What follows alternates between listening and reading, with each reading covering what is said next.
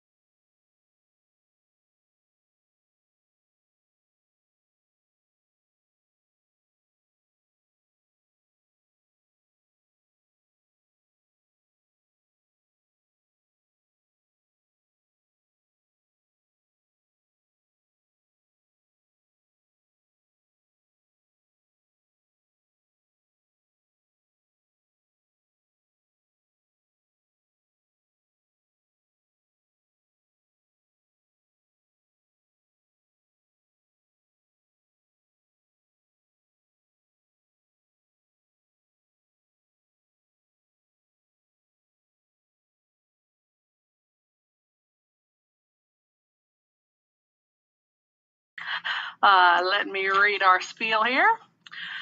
Due to health and safety concerns related to the COVID-19 coronavirus, this meeting will be conducted by video conference or telephone call. At least a quorum of the board will be participating by video conference or telephone call in accordance with the provisions of Section 551.125 or 551.127 of the Texas Government Code that have not been suspended by order of the governor.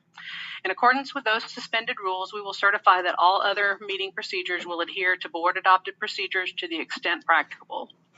At this time, we will roll call the trustees in order to verify virtual participation of each board member. Trustees, when your name is called, please acknowledge your participation in this meeting by stating present or here. Ann Haynes, District 1, is here. Trina Stafford, District 2, here. I, Kim Butcher, District 3, I am present. Tish Woodruff, District 4, here. Mike Rackley, District 5. Aletha Cruz, District 6, here. Roger Livingston, District 7, here.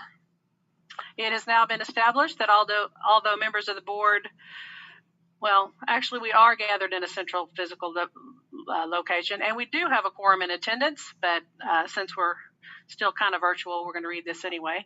The meeting has been duly called and notice of this meeting has been posted in accordance with law. As such, I hereby call this meeting of the Greenville Independent School District Board of Trustees to order at 5:33. Okay, first thing, we have an invocation from Reverend Lowe.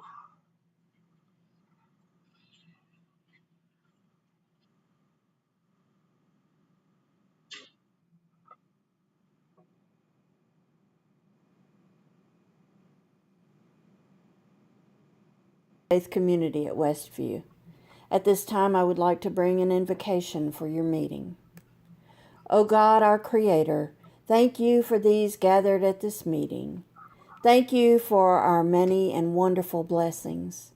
We thank you for giving us the ability to live out our various callings, to be involved in useful work, and the ability to bear out our responsibilities. We thank you for opportunities to promote peace and justice. Oh God, I'm grateful for the willingness of these who serve us, each in their own unique capacity. Therefore, I pray for all in the GISD administration, from Dr. Liggins to each and every one in the GISD administrative office, the principals, and other administrators at each of our schools. I pray for our teachers and for each one of the staff members. Most of all, I pray for each of our students and their families. We are grateful for all of these mentioned here, and we ask your blessings and for your provision for each one of their needs. For this group of individuals gathered here, I ask that you would grant them wisdom and guidance. Give them a sense of the welfare of our community, especially the children who are served by this district. I pray that you would give them the ability to work in harmony with one another, even when there is honest disagreement. I pray that you would bring peace in their lives and a joy in doing their tasks. God, I pray for the agenda set before these servants. Give them an assurance of what would please you and what would benefit the students, families, teachers, and staff in this school district. For it is in your holy name I pray these things. Amen. Amen. And now our Pledge of Allegiance. From Shay Hardaway's 5th grade class. I pledge Pledge allegiance to the flag of the United States of America, and to the to republic the for which republic it stands, for which it one stands, nation, one under nation, God, under indivisible, God, with liberty and indivisible, justice with for all. liberty and justice for all. Thank you very much, Shay Hardaway's 5th grade class from STEM Academy at Crockett. And next we move on to recognitions. Recognition of principals. Unmute. Thank you, Dr. Butcher, Dr. Liggins, and members of the board. I'm honored to bring this agenda item. Everyone knows behind every great campus, there is a great principal. And I wanted to ask Herbert O'Neill, who personally delivered these principal skills, to say a word about our principals. Good evening, President Dr. Butcher, Dr. Liggins, and board. I'm excited tonight that we get to recognize our principals. They are all on the Zoom today. Some of them are in various different locations. They just got out of a meeting, and being a principal is they're always on the go. But I do want to say from our district, thank you for what you do. Being a principal is a tough job. And I was telling a friend the other day, it's a tough job, but to have to do it during these times is even more challenging. And I can tell you all, to all of our board members, we've had to make so many different adjustments this year, and we just let them know, and they just make it happen. And so we're appreciative to that. Dr. Liggins called me the other day after we had to close the district, and he said, hey, I just wanted to follow up and see if there was anything we needed to work on. And I said, no, because they've taken care of everything. And so they do that every day. They're there for our students. They're there for their staff. And they just make Greenville ISD a great place. We could not do any of what we do without them. They are Greenville ISD. Thank you, guys. Yes, thank you very much. Invaluable service to this community and the district. Next, we have recognition of our Hero of Hope.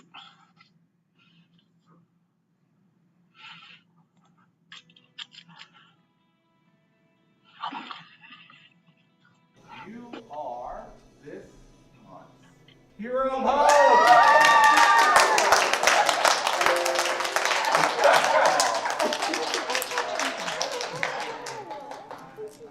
Well, you got me.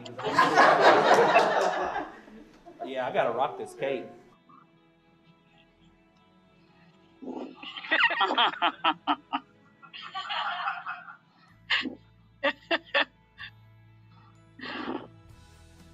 I have worked at Greenville ISD for 11 years. Started out at Greenville as a classroom teacher at Carver Elementary, and then moved over to the technology department as both a technology trainer and a computer technician, and then currently the chief technology officer. My background as a teacher allows me to put myself into the teacher's shoes, so to speak, so that I can help to make decisions that's going to directly affect the classrooms in the best way, trying to look at what makes a teacher's life and day-to-day easier and better for both them as well as the students. One of the great things about Shannon is he truly cares about people and about student learning, and he takes it really personally for teachers to be successful and for students to be successful and for Greenville to be a great place for people to live, because we live here and we're going to stay here and we want it to be great. He's gotten up at 2:30 in the morning when the power goes out down here and there's alarms going off on systems. In the middle of the night, he's come up for the air conditioning stopped working and the units might not work. 4 o'clock in the morning, somebody's trying to get into school, the doors won't unlock, he's on that. It doesn't matter who's asking for help. He's had parents email him directly and he helps them. He's had teachers email him directly and he helps them. If you ever have a problem, he's always the first person you go to because he knows everything. Well, he plays guitar and the piano, and he sings, and he does bass, and he does the drums, and we go to soccer games together, we go shopping together, we go on walks together. And does all the technology stuff at the church, if you can imagine. Shannon's very good to work for. He's always been very much so family first. There's been more than one time that there's been an issue, and without hesitation, if I said, hey, this is what's going on, he's like, yeah, if you need to take the day, take the day. We'll make sure everything's covered down. Do you have any deadlines that need to be met, any projects that need to be finished? And he wouldn't always necessarily even pass it off to other people. He himself was sometimes covered down to try and make sure that everything got done, and to have somebody that's at his level, in his position, that's still willing to go out and pull cable and, reset voicemails on, phones and such as that, and stay as humble as he is very good. And it's very reassuring to know how family oriented he is.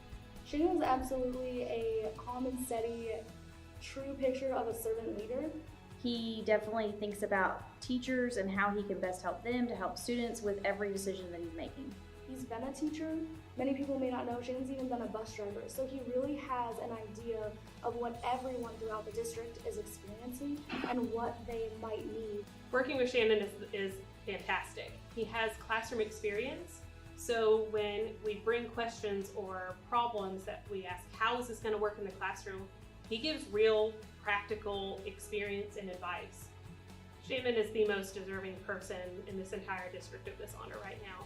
I know that he has spent more hours than we could ever imagine away from his home and his family and his kids to make sure that our day-to-day world was taken care of.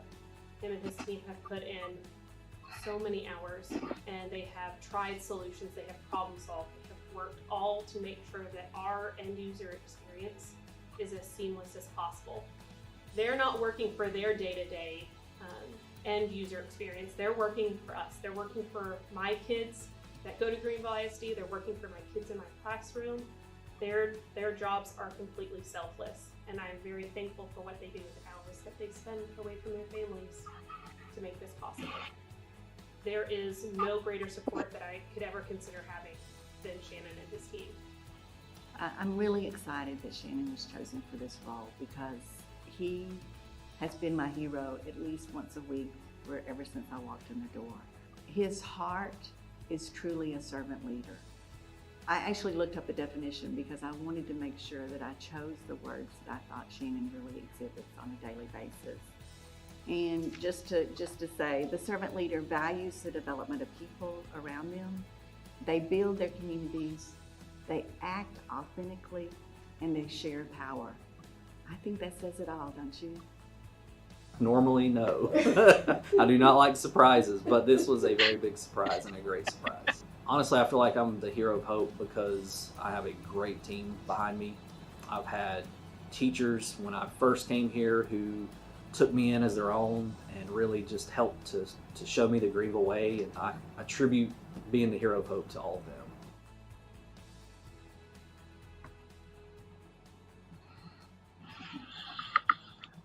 Awesome, yes.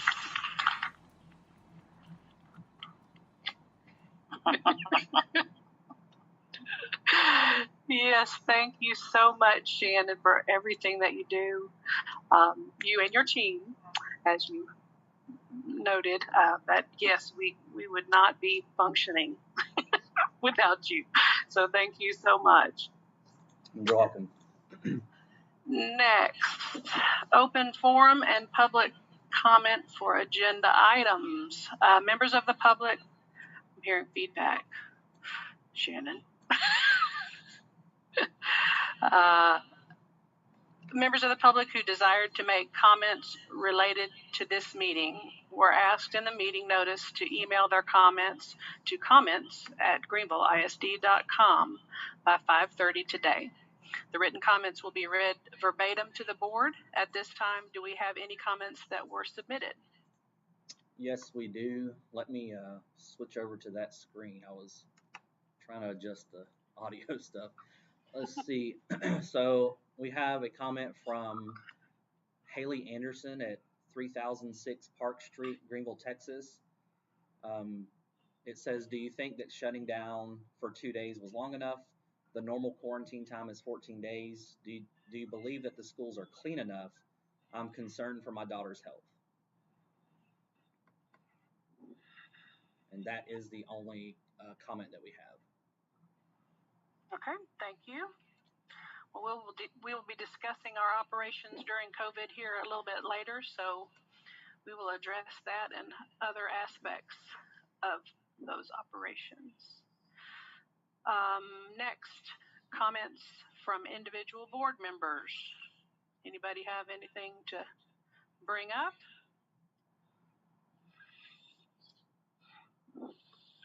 No? Well, I'm going to go ahead and take this time to point out the little library that we're going to start. John, if you're out there, you probably want to start a little articles file to stick in there. We can't show it online, but we're starting a borrowing library for the Board of Trustees. So as you go through your board service, you will accumulate books, you will read them. Some of them you want to keep forever, some of them you want other people to read. So you get 2 copies, and you might could donate one and keep one, which is what I did. I also put in books about Greenville's history that I think inform our mission in many ways. So if you have anything to add to the library, great. I left everybody little stickers you can stick in the books, so maybe they'll find their way back. But I had a little too much fun putting that whole thing together. So hopefully that will help us do our jobs better now and in the future. Anybody else have anything? No? Great. Then we'll move on to number 5, report discussion items. A, superintendent report. Superintendent? Nope.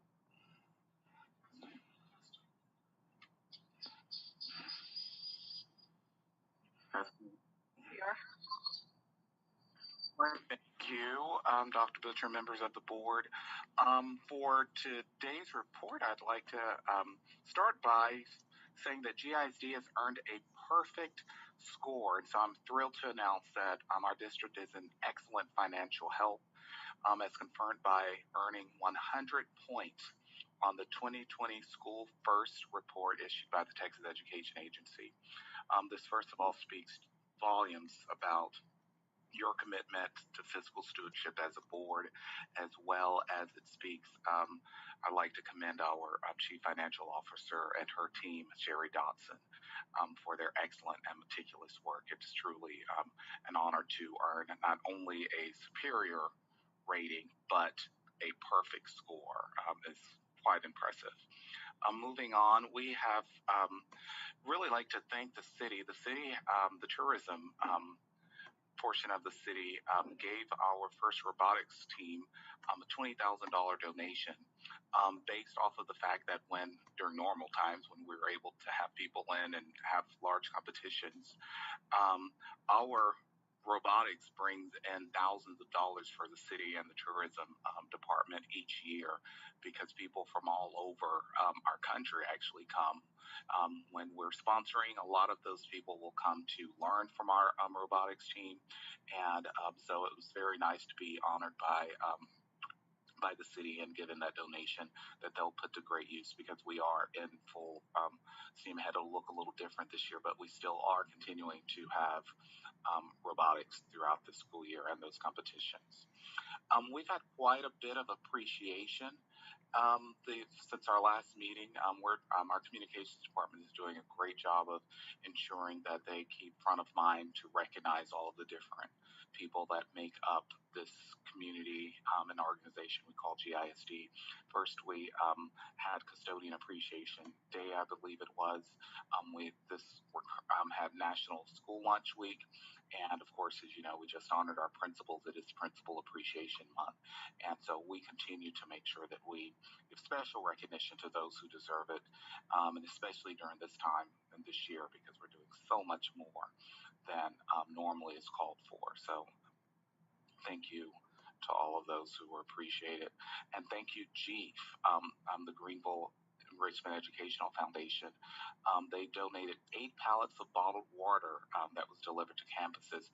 As you may recall, our elementary campuses and middle school, I believe, have turned off our water fountains, and they are not available for students just due to the spread of germs and the virus. And GIEF they decided to put some of their funds towards providing bottled water for our students and staff throughout the school year. So this is most appreciated, and to have 8 pallets is quite a bit. We think it should last us the remainder of the year. As far as athletics, as you know, our football team is on quarantine currently, but we have rescheduled our Ennis game for Thanksgiving break, not actually the day, Thanksgiving break, and we'll play Royce City on 3 p.m. This next Saturday, this coming Saturday. And so we did not have to forfeit our games, and we'll get to make those up. As far as volleyball, they had also been quarantined, and their makeup dates are set for October 24th and the 31st, both Saturdays.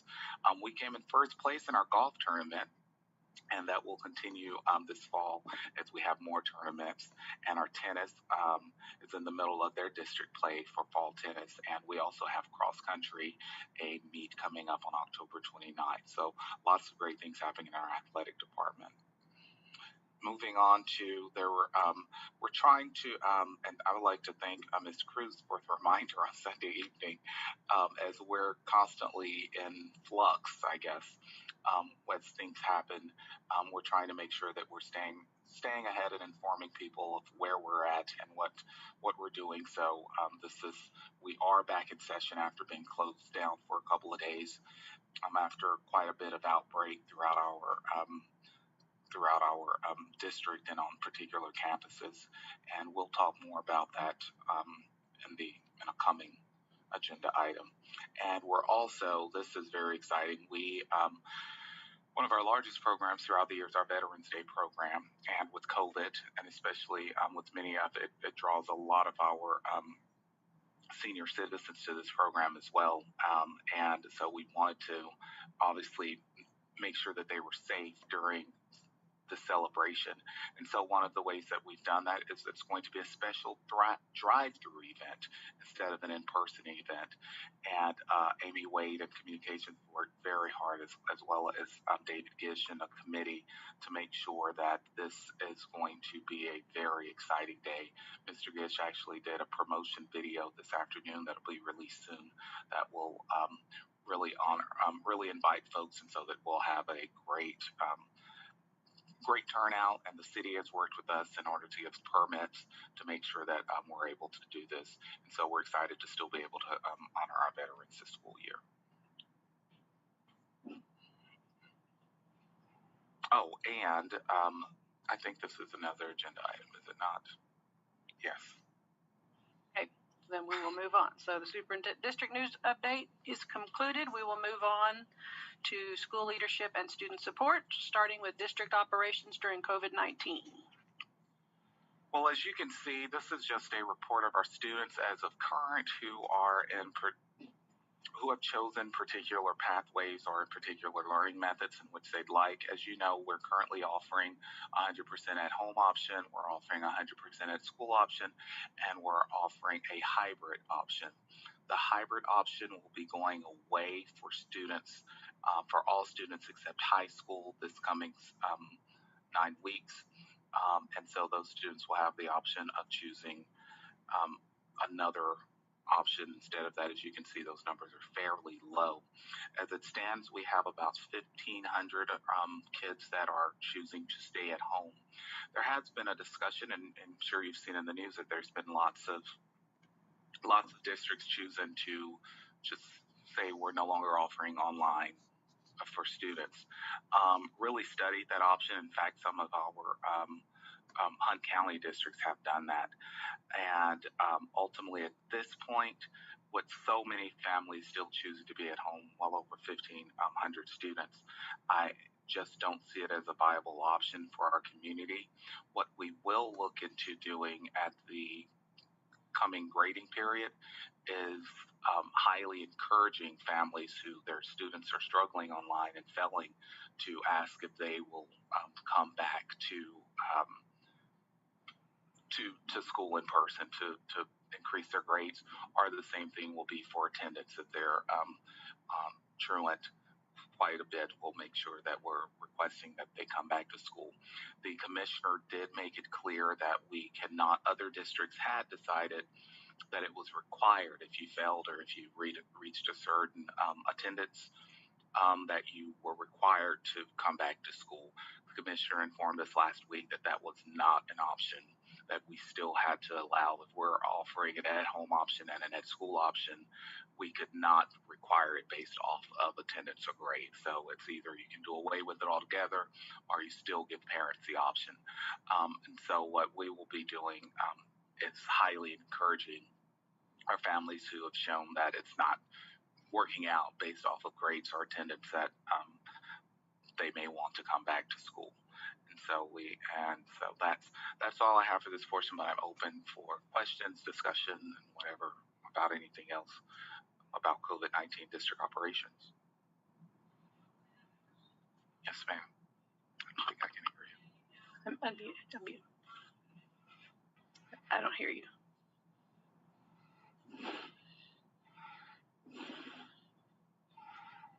I unplugged mine and just put it in another.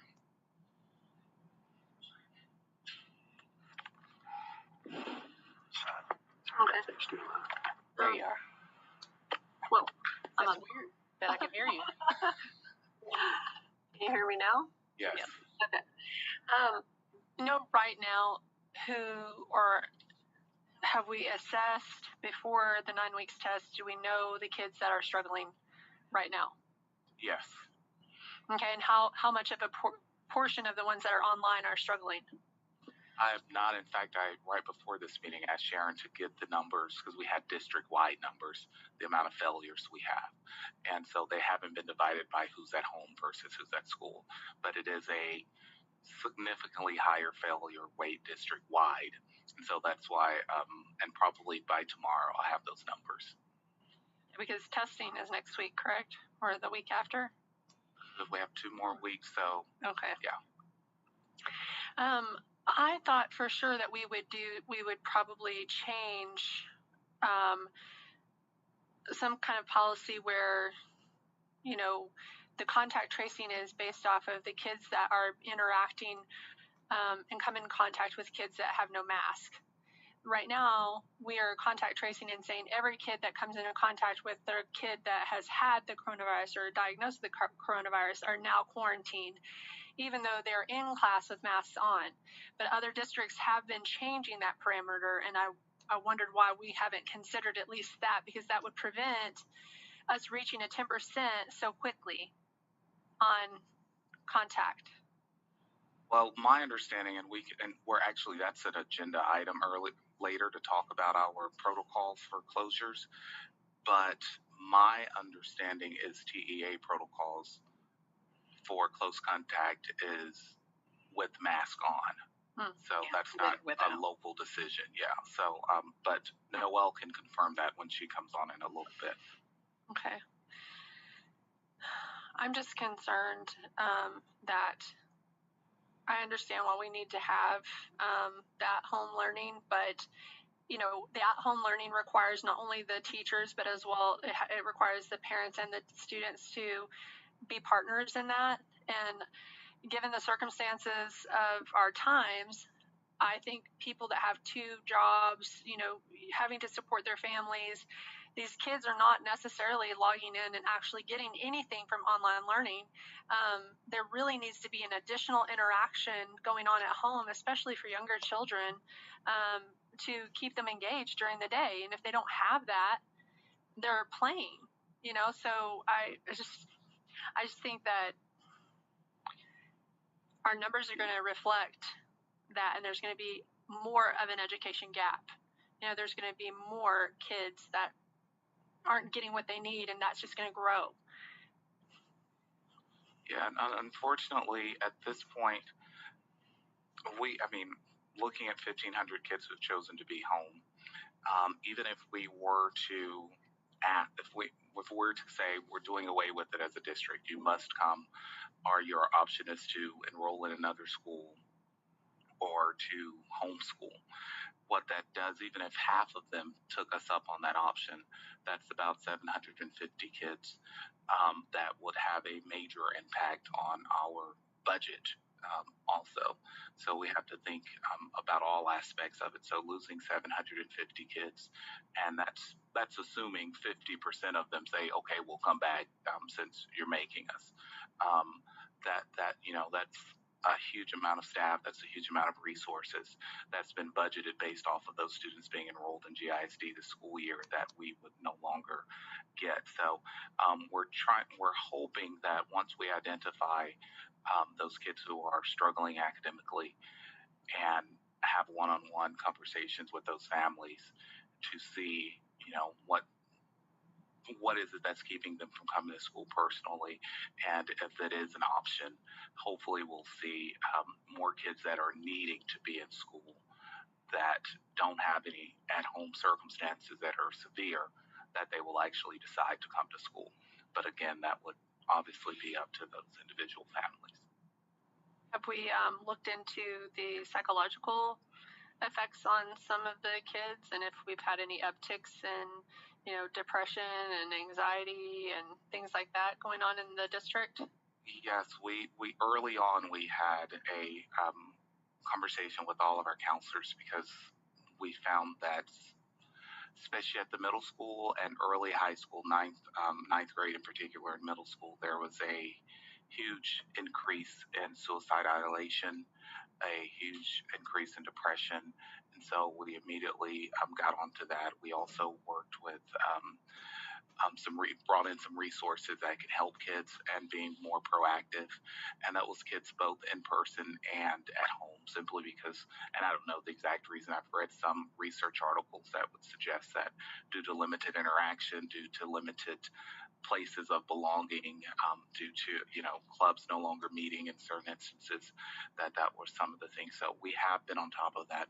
Another big concern that we've had is we have quite a bit of staff that are suffering with emotional issues as well, that we are working on. Our human resources department works with several staff members that have found themselves in need of professional support during this time. It's a difficult time for everyone.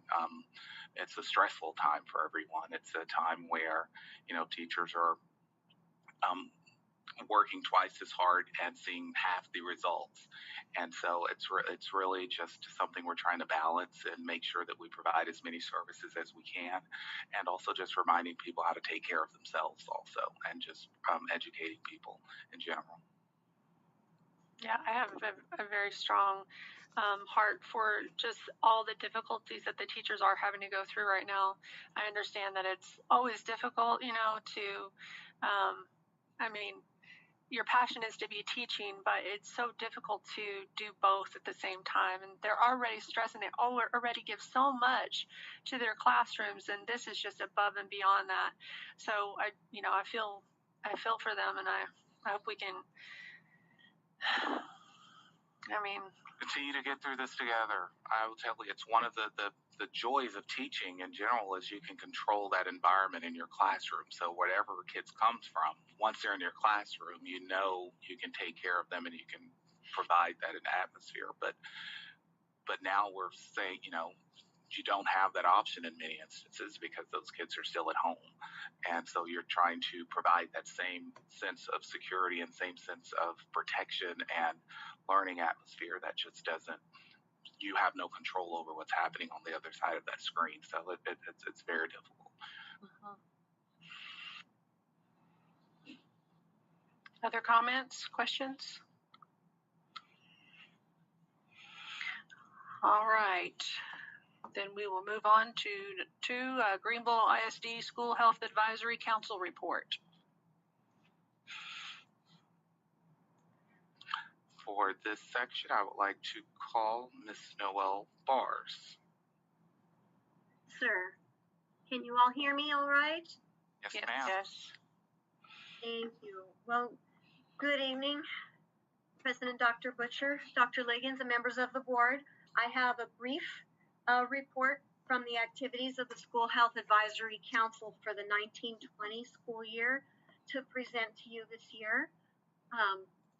First off, just a quick review of the purpose of the School Health Advisory Council, which going forward, I'll just say SHAC, is to serve in an advisory capacity to the district and make recommendations in the following areas, primarily health education curriculum, healthy and safe school environment, counseling and mental health services, staff wellness promotion, health services, and physical education and child nutrition services. Some of the requirements of the local SHAC: a parent must serve as chair or co-chair of the council. That's to ensure that parents and local community values are represented. And I just want to shout out a thank you to Roger Livingston, one of our board members, that he's also been an active member on the SHAC even before he became a board member, and I just appreciate him and his wife's contribution very much. A minimum of 5 members must be appointed to serve on the SHAC by the Board of Trustees, which we will have a new membership to approve later in the meeting today. Majority of the members must be parents who are not employees of the district. We meet 4 times a year. That's a requirement. We can meet more if we need to. We present an annual report to the Board of Trustees, and SHAC submits recommendations regarding the district's health education curriculum. Some of the activities that were supported by the council this year. Oh, I'm sorry, council members, I lost my place. These were our parent members for the 1920 school year. And the next slide are more members. I wasn't going to read them all to you. We had community members, we had 2 GISD student members, and then our GISD staff serving as consulting members. And now we can go to the activities supported by the council. I apologize for losing place. In health education, it was a legislative year last year where we were implementing a couple of House bills, or House and Senate bills. Our biggest thing in the fall was the traumatic injury response training, otherwise known as Stop the Bleed.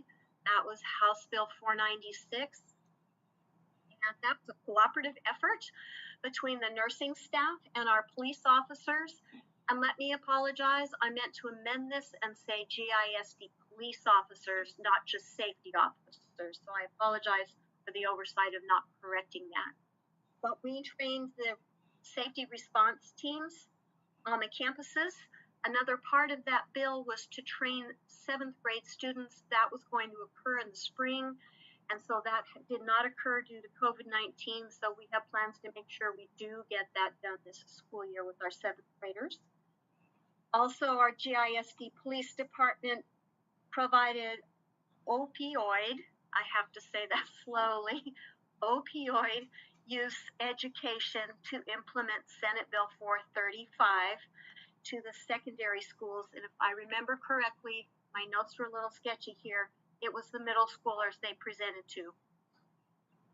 And then also another requirement, seizure training for school personnel, and that was to implement House Bill 684, and that's all school personnel were required to take an improved online seizure training course.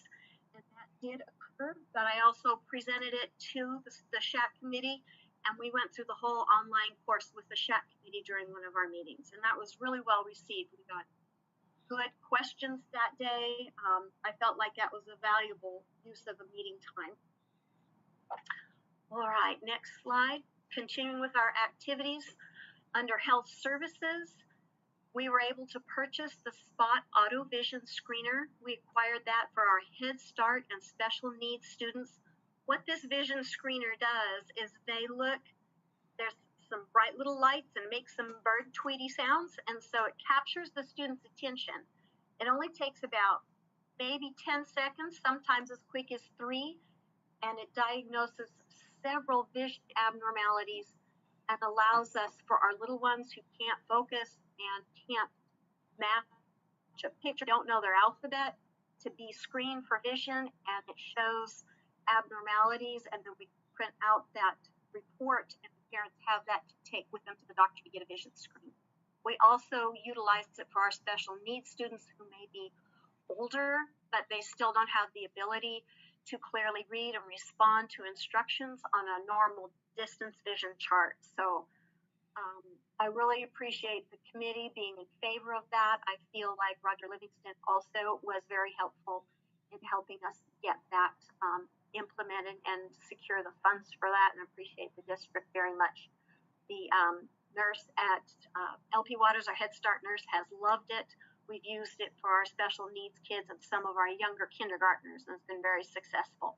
My nurses reported to me that parents were quicker to respond to vision referrals when they got that kind of printout versus our normal one that we send out from the Department of State Health Services. There was something better about seeing a picture of children's diagnostic criteria on there reflect what you would see from a doctor's office. So they were very much appreciative of that. I also presented to the committee, go back a slide, please. Shannon, thank you. A review of our health services statistical summary as of March.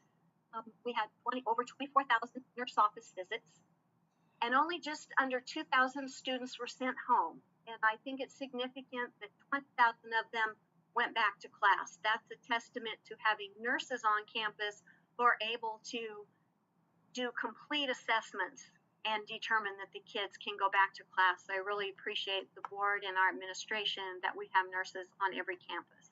That benefits our kids tremendously. We had 225 students in the district that have medication to be administered at school, and just over 8,000 doses of medication were administered. That may be boring detail, but I just tossed it in there. Our primary health conditions that we have in the school district, we had 529 kids with asthma that parents listed on their health history. 65 students have seizure conditions, so that really helps validate our seizure training. We had 30 students with allergies severe enough to be prescribed their own EpiPen, so we have 30 EpiPens as of last year. 26 students with cardiac conditions, and 13 type 1 insulin-dependent diabetics. All right, thank you. Next slide.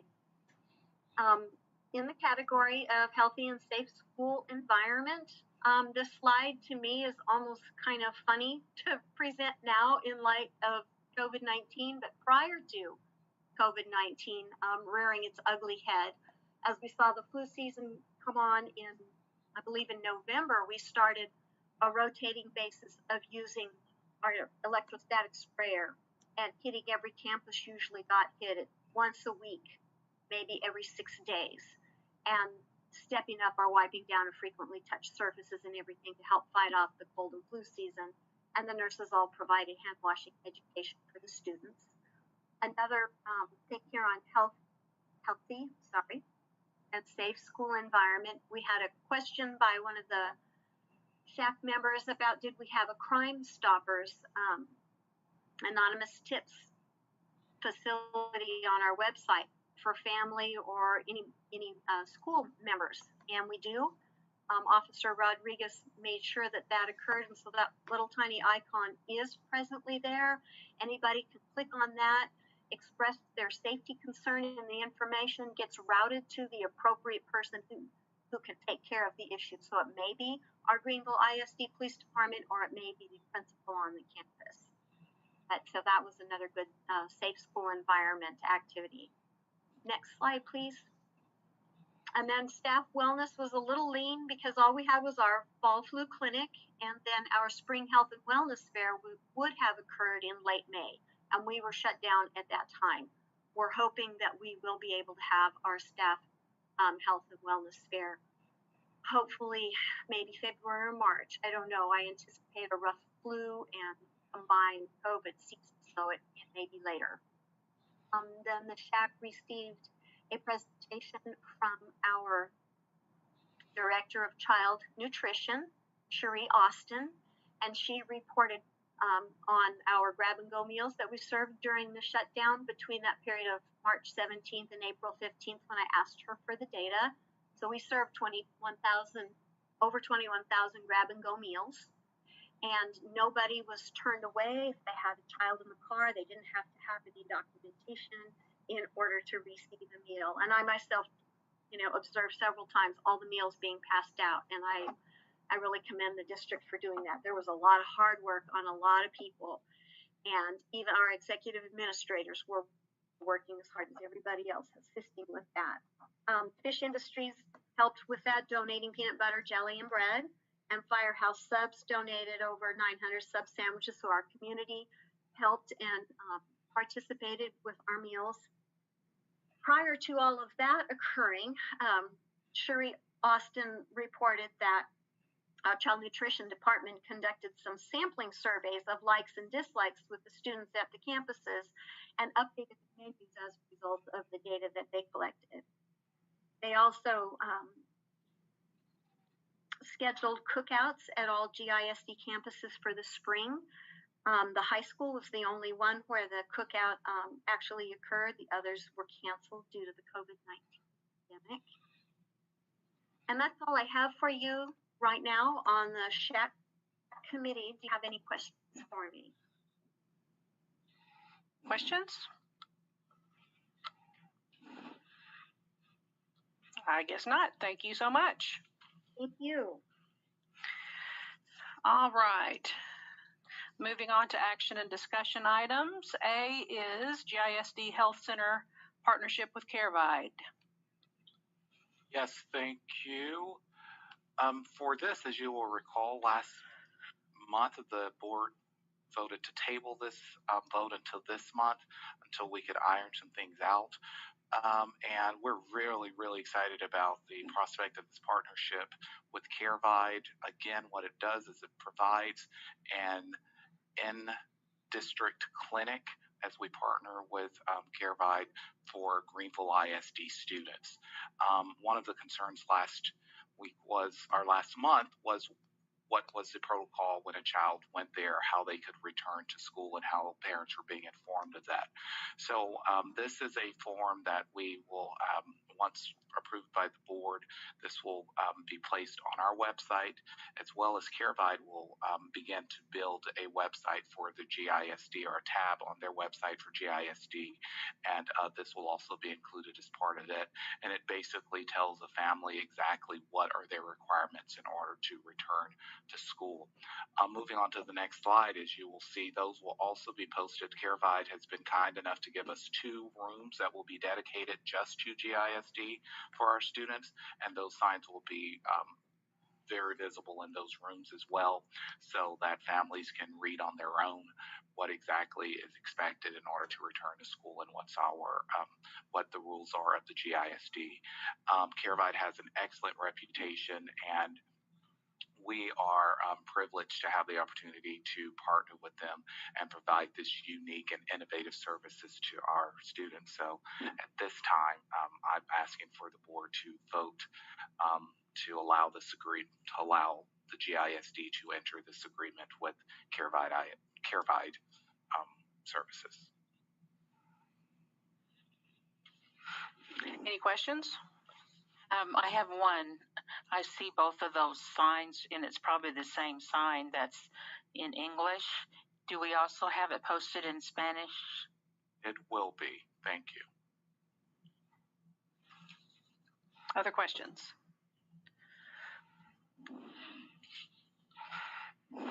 Okay, do I have a motion?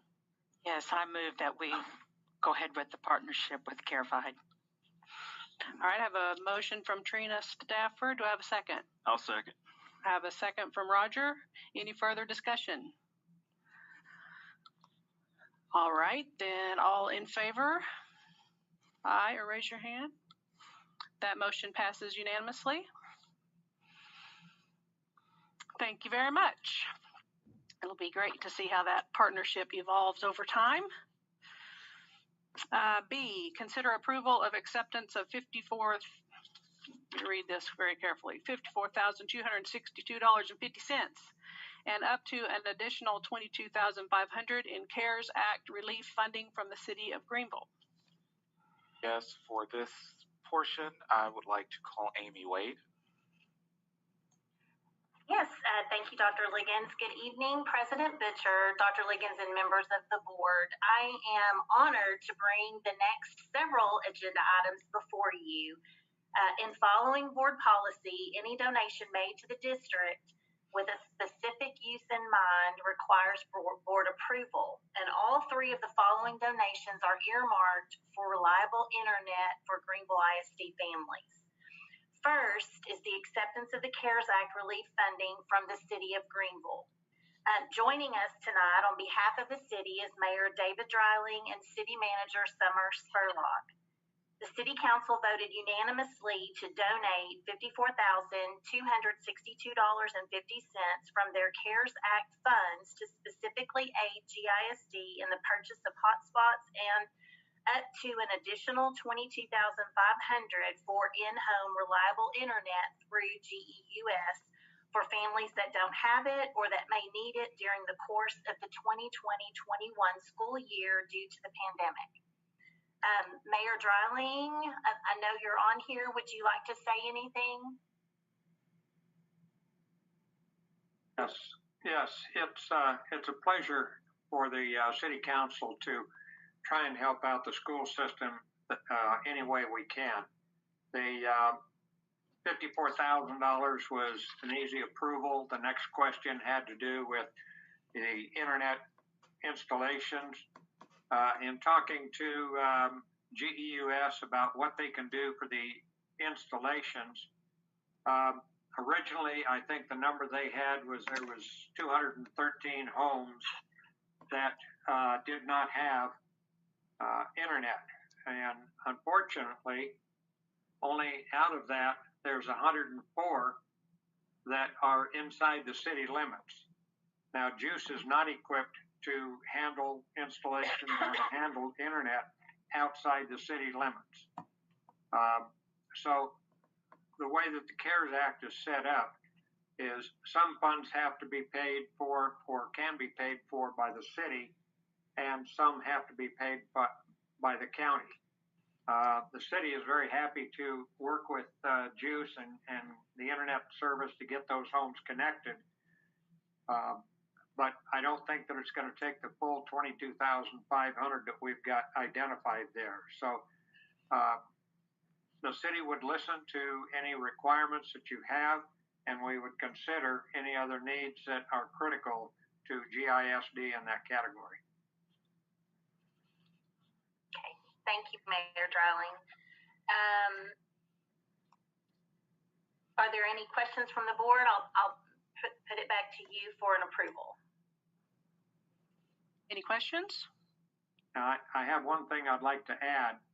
Out of the other 110 homes or 109 homes that are outside the city limits, there is a potential that could be funded through the county. So I would encourage you to contact the county commissioners and the county judge and ask them for assistance to do the same thing that we're doing inside to handle those students that are outside the city limits. Of course, they wouldn't go with JUICE. They would have to go with some other internet provider, but that would be strictly up to the county commissioners. That's not something the city can handle. Thank you, Mayor. Good information. Thank you so much, Mayor. Okay, so I will entertain a motion to accept the funds from the CARES Act relief funding from the city of Greenville. Do I have a motion? A motion from Tish. Do I have a second? I'll second. Second from Roger. Any other questions or discussion? Hearing none, I will say all in favor. That passes unanimously. Thank you very much. Thank you. I just want to add too, just that we are deeply appreciative of this gift from the city in helping GISD provide a needed tool for our students during this very different school year.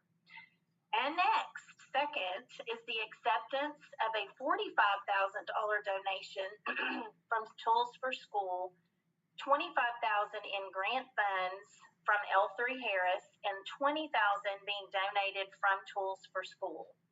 Tools for School applied and received a grant from the L3 Harris Foundation and is giving an additional $20,000 donation from their own ongoing fundraising efforts, and that's in addition to the already hundreds of backpacks and supplies they provide our students each year.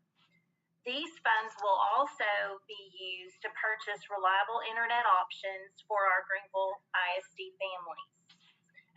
Joining us this evening from L3 Harris is Vice President of Operations Gary Smith, and from Tools for School is President and Director Mr. D. Hilton and Executive Director Christy Horn. And I believe Mr. Hilton, would you like to say something on behalf of Tools for School? Sure. Good afternoon.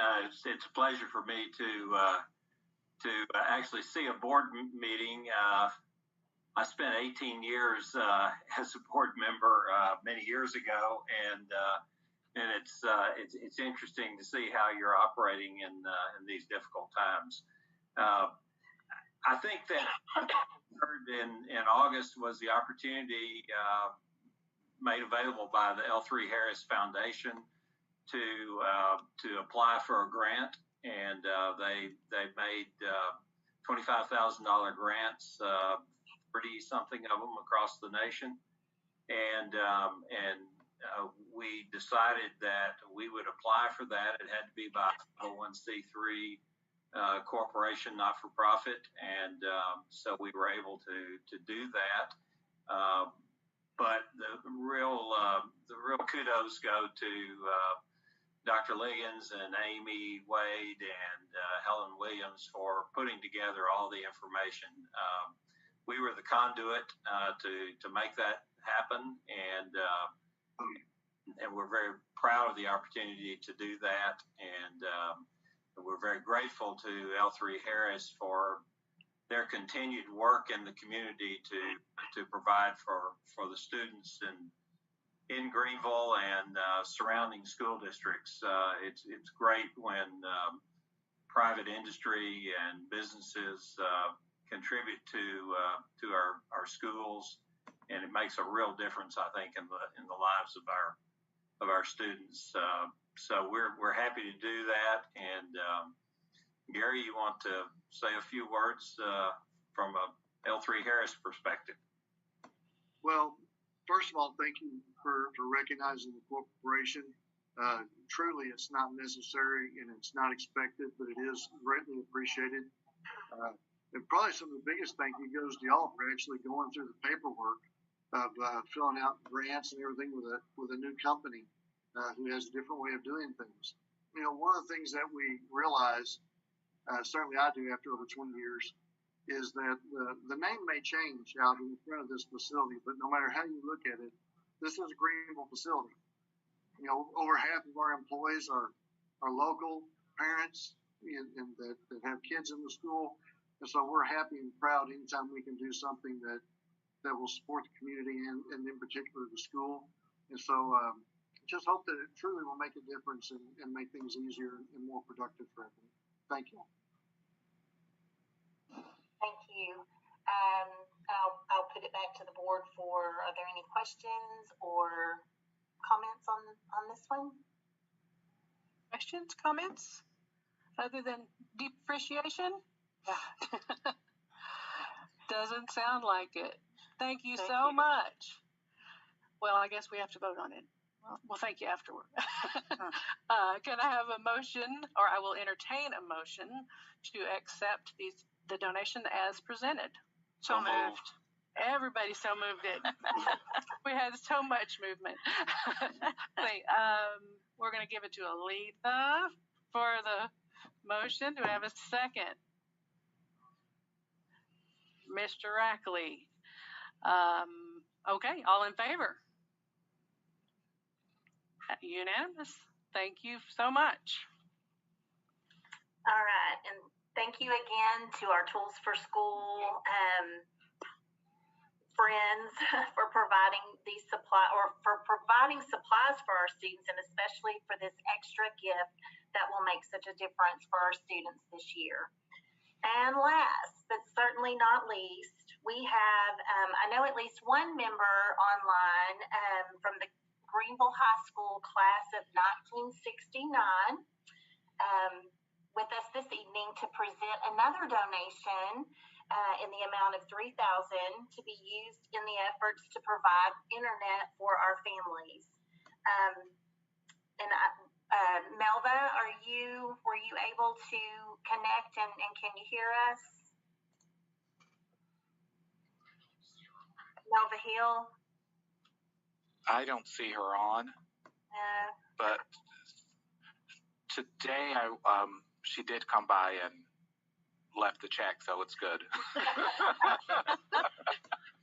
For real. I think, it's just amazing to me how our community. Yes, there she is. Oh, yes, there she is. All righty. Can I make comments? Okay. You can say anything you want. Okay, thank you to Dr. Butcher and the rest of the trustees. Good evening. I do want to say the amount is not quite correct. We had $90 from the class of '69. We had $1,045 from the Altrusa International of Greenville. And we also had another, I think, 1,045 from individuals that I just sought out for donations. We too applied for the L3 grant, but knowing that Tools for Schools had applied, I can see them not wanting to duplicate funds. But one of the main focuses of Altrusa is literacy. And so we wanted to make sure that we were trying to help these kids. So I think the final number was $4,600. So we are grateful to present that to the students of GISD with the hope that we can better their education. Thank you, Melva. I tell you, this lady, she has been working hard to help us, and just when we identified this need, and she stepped up. So we appreciate you, Melva. Dr. Butcher, are there any questions from the board? I don't see any. We are very grateful, yes, for all the hard work and investment in our students. Much appreciated. I will entertain a motion to accept $4,600 from the class of 1969 and friends. So moved. I have a motion from Trina. Do I hear a second? Second from Aletha. All in favor?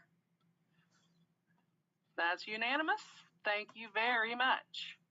And I would like to mention that Shannon and his team started reaching out to our families this week in setting up appointments for them to get started with in-home internet. So that's very exciting. So we'll be reporting on that as those families, as those services are put in their homes, and let you know how that's going.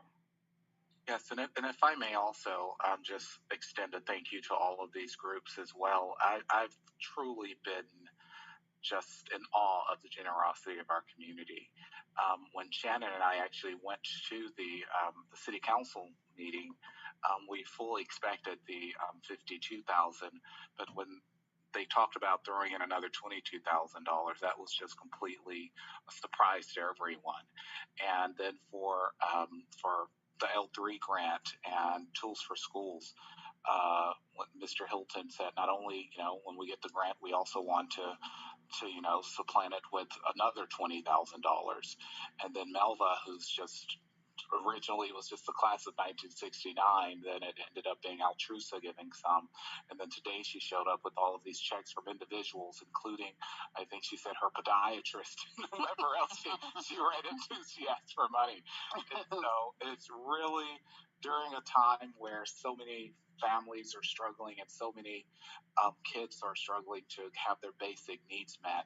It is so great to have a community that steps in and makes sure that education is not one of those barriers that they have to overcome. So thank you all so much. It is such an honor to be associated with such a generous community.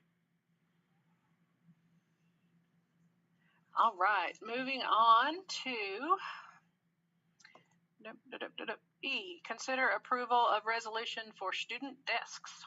Yes, for this portion, Dr. Butcher and trustees, I would like to call Dr. Greg Anderson.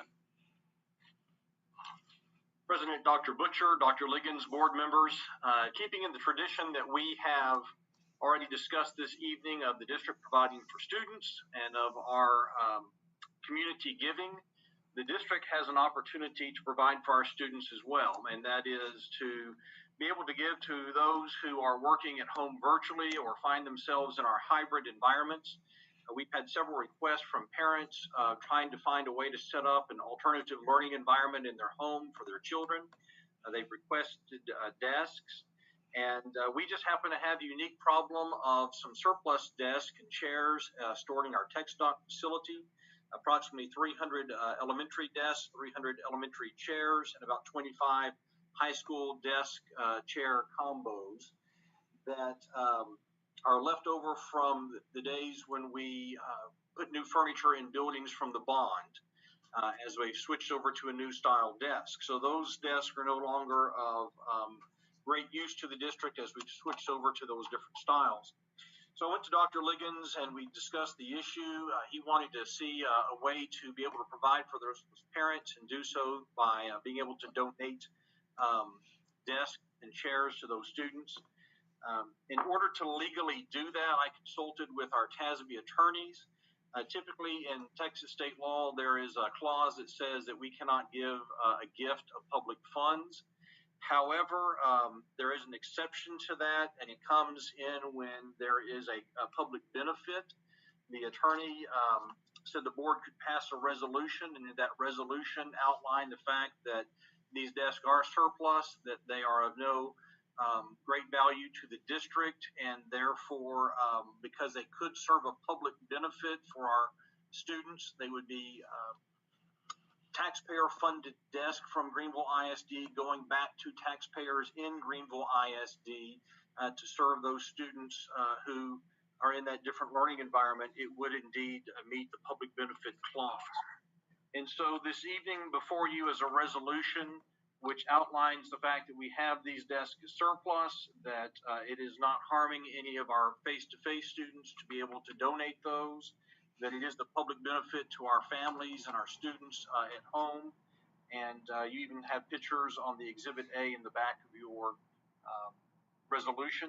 So I'm asking this evening if the board would approve the resolution and allow us to take these surplus desks and to distribute them on a first-come, first-served basis to families within the district that need them for that home learning environment. Are there any questions? Any questions? I think we just talked about this last meeting.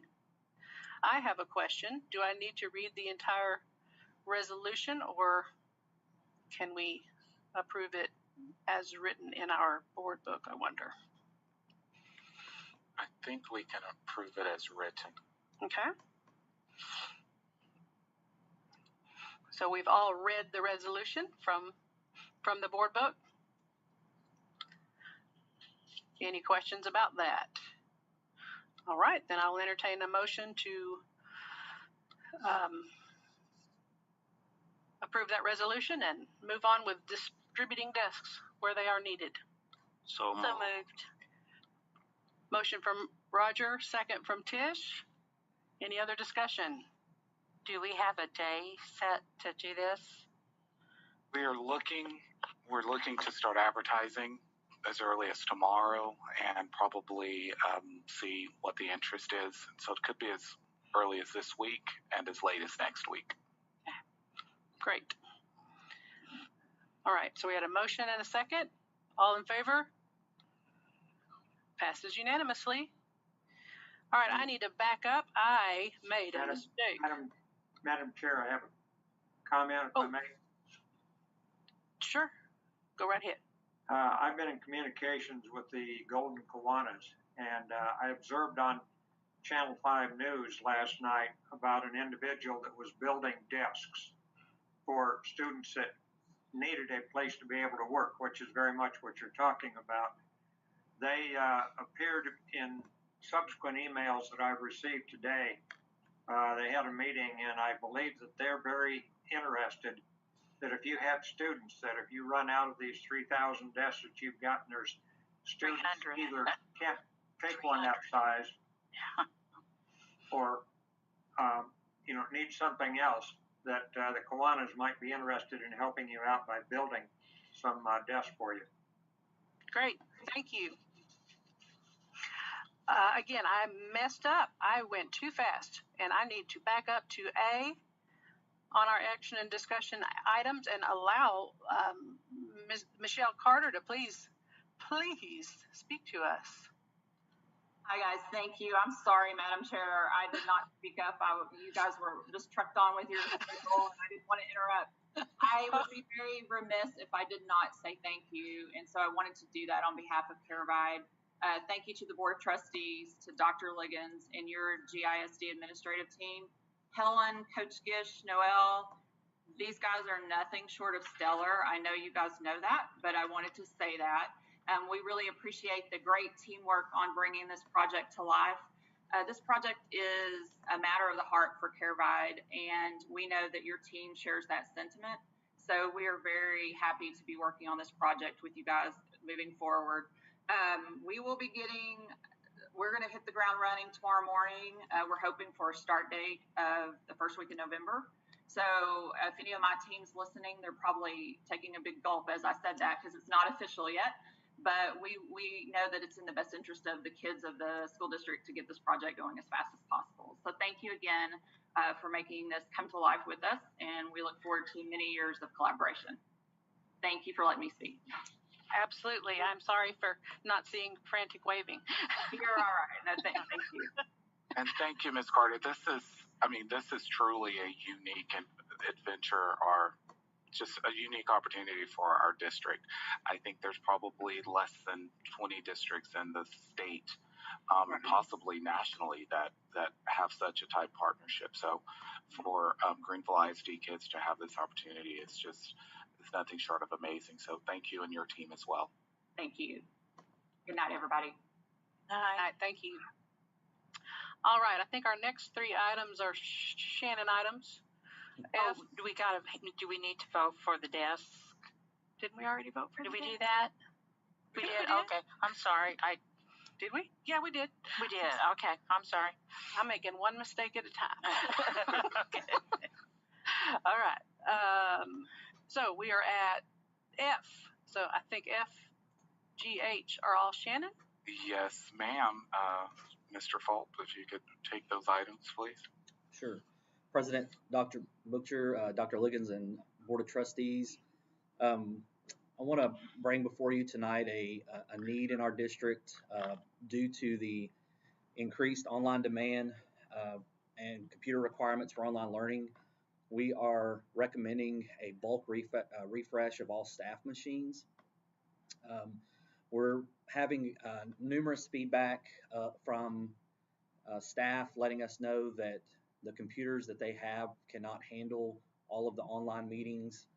They're having the slowed and delayed speech, as well as drop connections, being kicked out of meetings, slowed load times whenever trying to go to websites while presenting and having multiple students inside of a meeting. And so in hearing that, we reached out to a few vendors to look at the cost of replacing the devices that they have. And what we found was that there's a couple couple things going on really globally right now. One of them being a shortage in components due to warehouse closures and things like that, manufacturing closures. And so getting equipment and the availability of equipment can be quite hard even still. And so what we have looked at, and I'll come back to this slide in just a second. We are looking at purchasing certified refurbished Lenovo T450s that have been upgraded. They have 8 gigabytes of RAM. They have an i5 processor and some faster memory in it, with a docking station. So the idea of this is that by buying certified refurbished, these are already allocated within the United States, so we don't have to worry about shipping into the U.S., whereas in comparing with purchasing new, we were looking at the manufacturing delays, but then also shipping delays. And so what we were looking at doing is getting certified refurbished 700 units with docking station, and that is because we want these to take the place of both basically replacing the Chromebook as far as the mobile capacity, but also replacing the teacher machine in the classroom as far as the teacher workstation. And so the dock allows us to do that while having all of the ports that we need in a classroom setting for being able to project to the projector and things like that. These come with a 3-year warranty, which is actually better than the manufacturer warranty. And they've told us that they actually try to deliver 2 weeks from the order placement. So with that being said, and I wanted you to kind of see what we were talking about before we really talk numbers. The cost of this equipment, this is everything included, the docking station, all of it. It's $321,703.68. And in the comparison of looking at brand new was actually double that amount. This is another reason why we're looking at certified refurbished. We should be able to get a good 4 to 5 years out of these devices. And so we'll definitely be outlasting the warranty period as well as additional year or two. So at the bottom of this slide, it talks about some remaining budget. Due to COVID reimbursements from the state, as well as leftover funds from the next 2 projects that I'll be talking about a little bit later, we already have the number you see there, the $224,660. That's just already in the budget. What I would be looking to do here to cover that difference is use the portion of my equipment budget that we allocate each year, so that what ends up happening is that all of this would be funded out of the current year's budget. There wouldn't be anything coming out of any other balance other than what's already been approved by the board. So we would be addressing the need for the teachers. This is actually the year that we were planned to start refreshing devices anyway before COVID. But with everything that has happened, really the only way to get devices right now is a bulk purchase.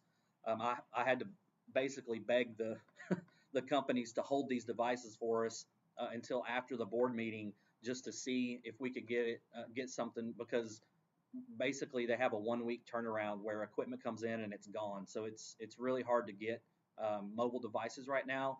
But I feel like this is a true need that our teachers are experiencing right now, these issues, as well as the board experienced these issues at the last meeting. That's the same problems that they're seeing day to day if they're trying to teach online with a Chromebook. And so I feel like we can address that problem while also looking at future future proofing as well, because instead of purchasing 2 different types of devices every 4 to 5 years, we're narrowing that down to 1 device. So in the end, you will save money by doing this. It's just getting out of the cycle of having desktop computers kind of in the middle of COVID requires a bulk purchase to do that. So that's kind of the idea here. I do have other things, but I'll stop at this point for questions about this particular item. Shannon, Yes. do you, how long will it take for you to get these computers once you order them? They told me 2 weeks. They say that's because they're already in a warehouse nearby, and so I'm hoping that they hold true to that. But I know that when we were looking at new devices, they told me there was about a 2-month turnaround on shipment, so it wasn't even going to ship for 2 months. So I know that we'll definitely get them within a month, but I'm looking to have them in 2 weeks. Once we get them, there is some things we have to do to them first before we can start handing them out. But I'm really looking to have these out and in teachers' hands being used definitely before the Thanksgiving break. And so I think that that's a good timeline that we could stick to. And sorry, I keep looking over here because I have you guys on this other screen. So I'm not just looking off into the distance. Okay. That was both of my questions, actually, so thanks. Other questions?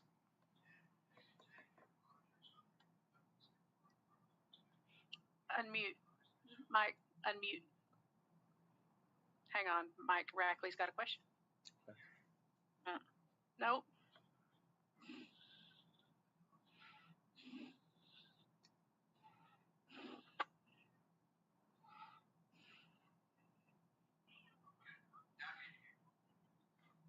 You may have to switch ports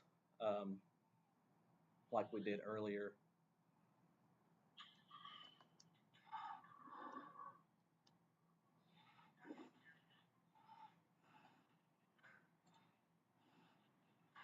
Just go and ask it, and I'll say it after you.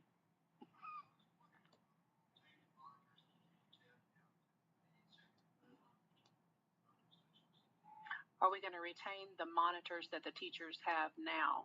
Yes.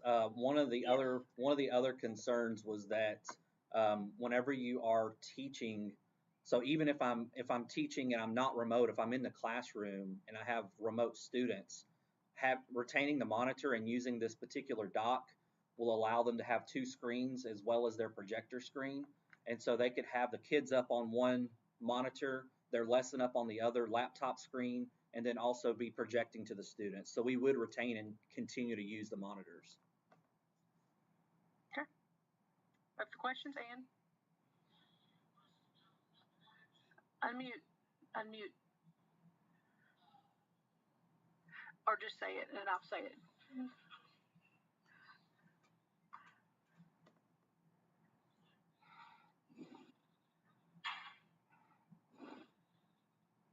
Okay. There we go. Does this equipment, since it's refurbished, come with a guarantee?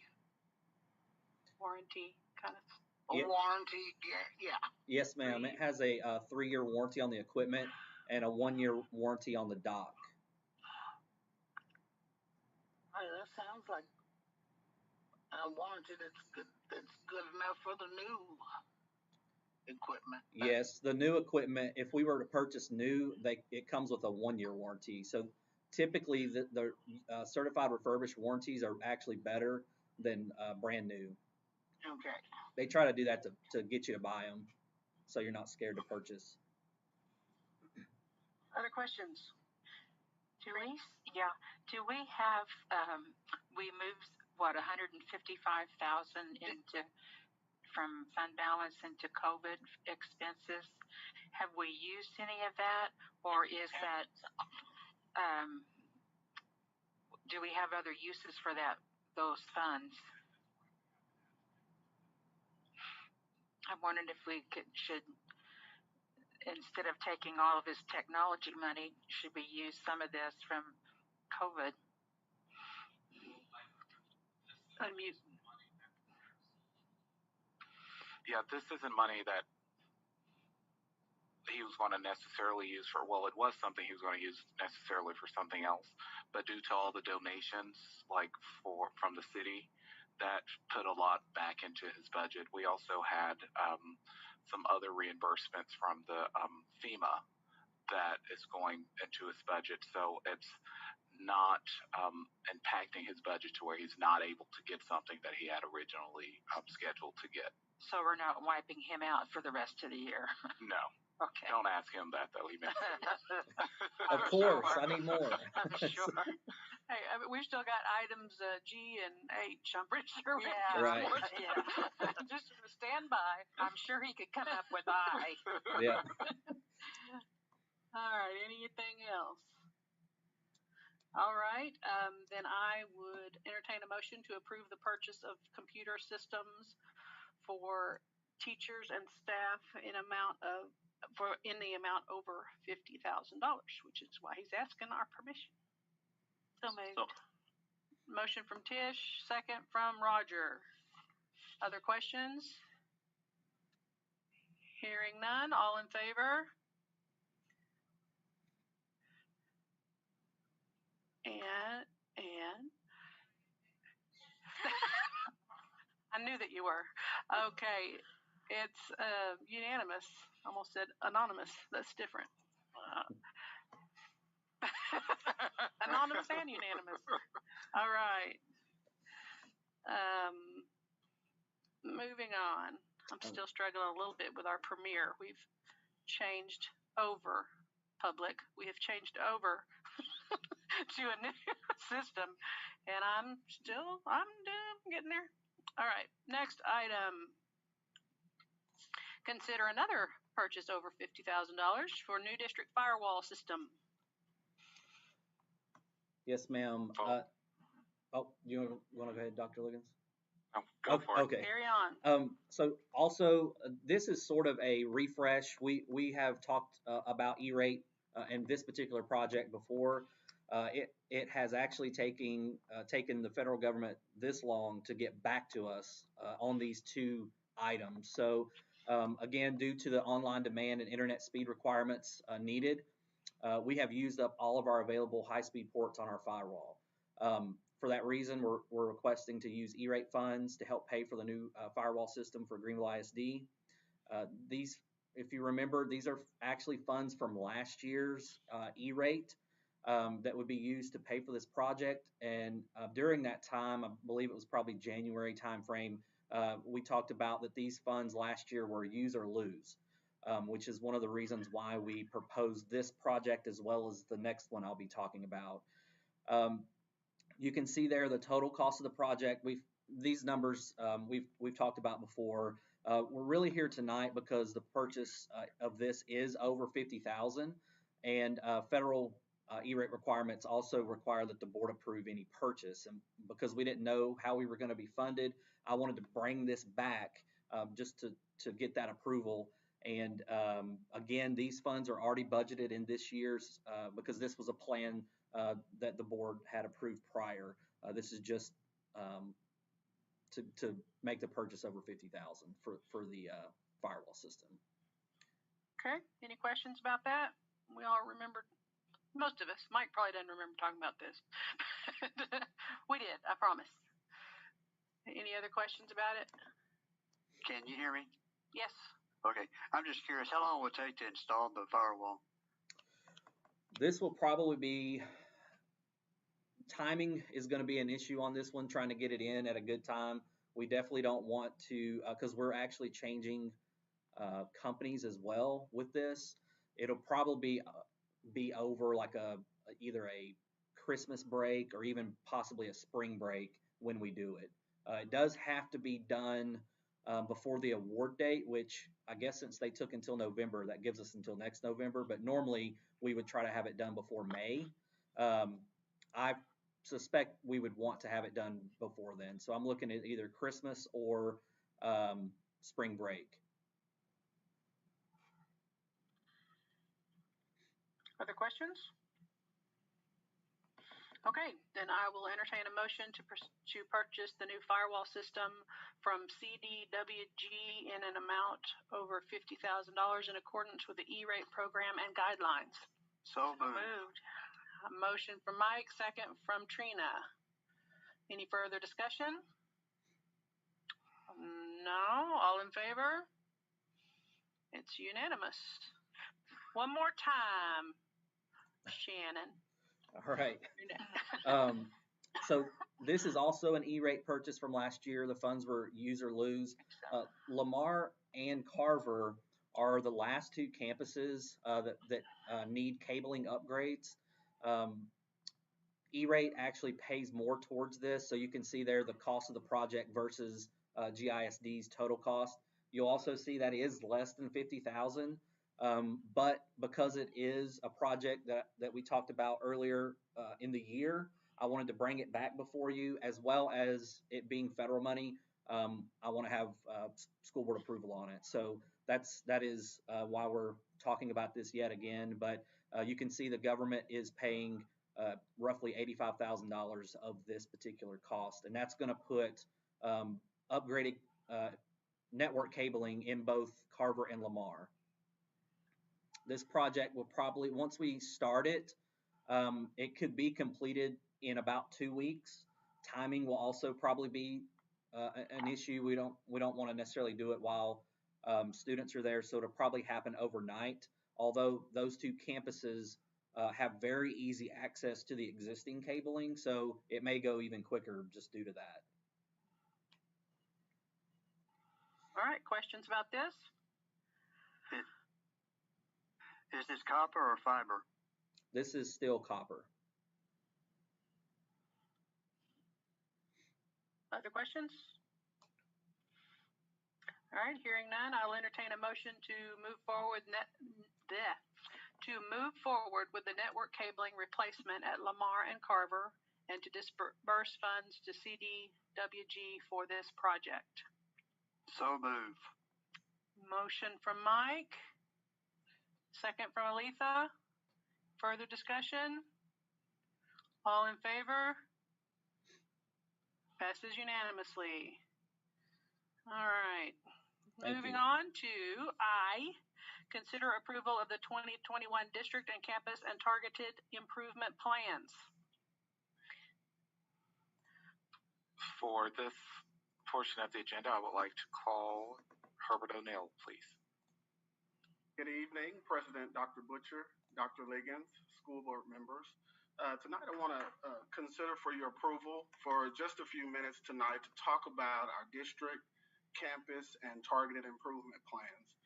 As you know, the TEA and the legislature ensures that we provide a district and a campus improvement plan. Each district has to have an approved district plan, and each campus has to have an approved campus plan. And so we've modeled our district plan here in Greenville ISD.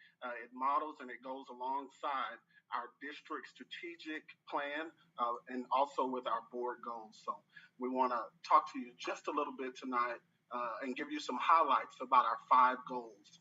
And so we'll go through starting with goal 1, which is student achievement. And so we want to talk a little bit this evening about what is it that we do in our district to improve student achievement. And so I'll talk a little bit about what we do as a district, and then I'll talk about student achievement and give you some highlights from each particular campus. And so one of the things that we really focus on in our district are PLCs. When we talk about PLCs, we mean professional learning communities. That's where teachers and administrators come together to talk about instruction.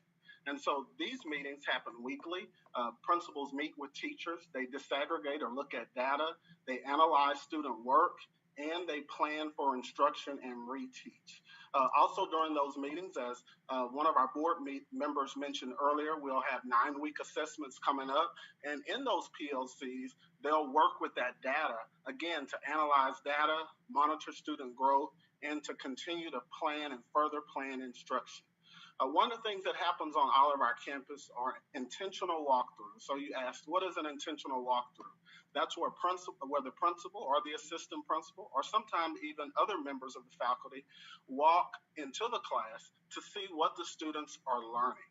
And so those are done in order to provide the needed monitoring based on teacher strengths and also student needs. And so our principals have to be in the classrooms so that they can see how the instruction is taking place in the classroom, and also how to work with the teachers to continue to improve that instruction.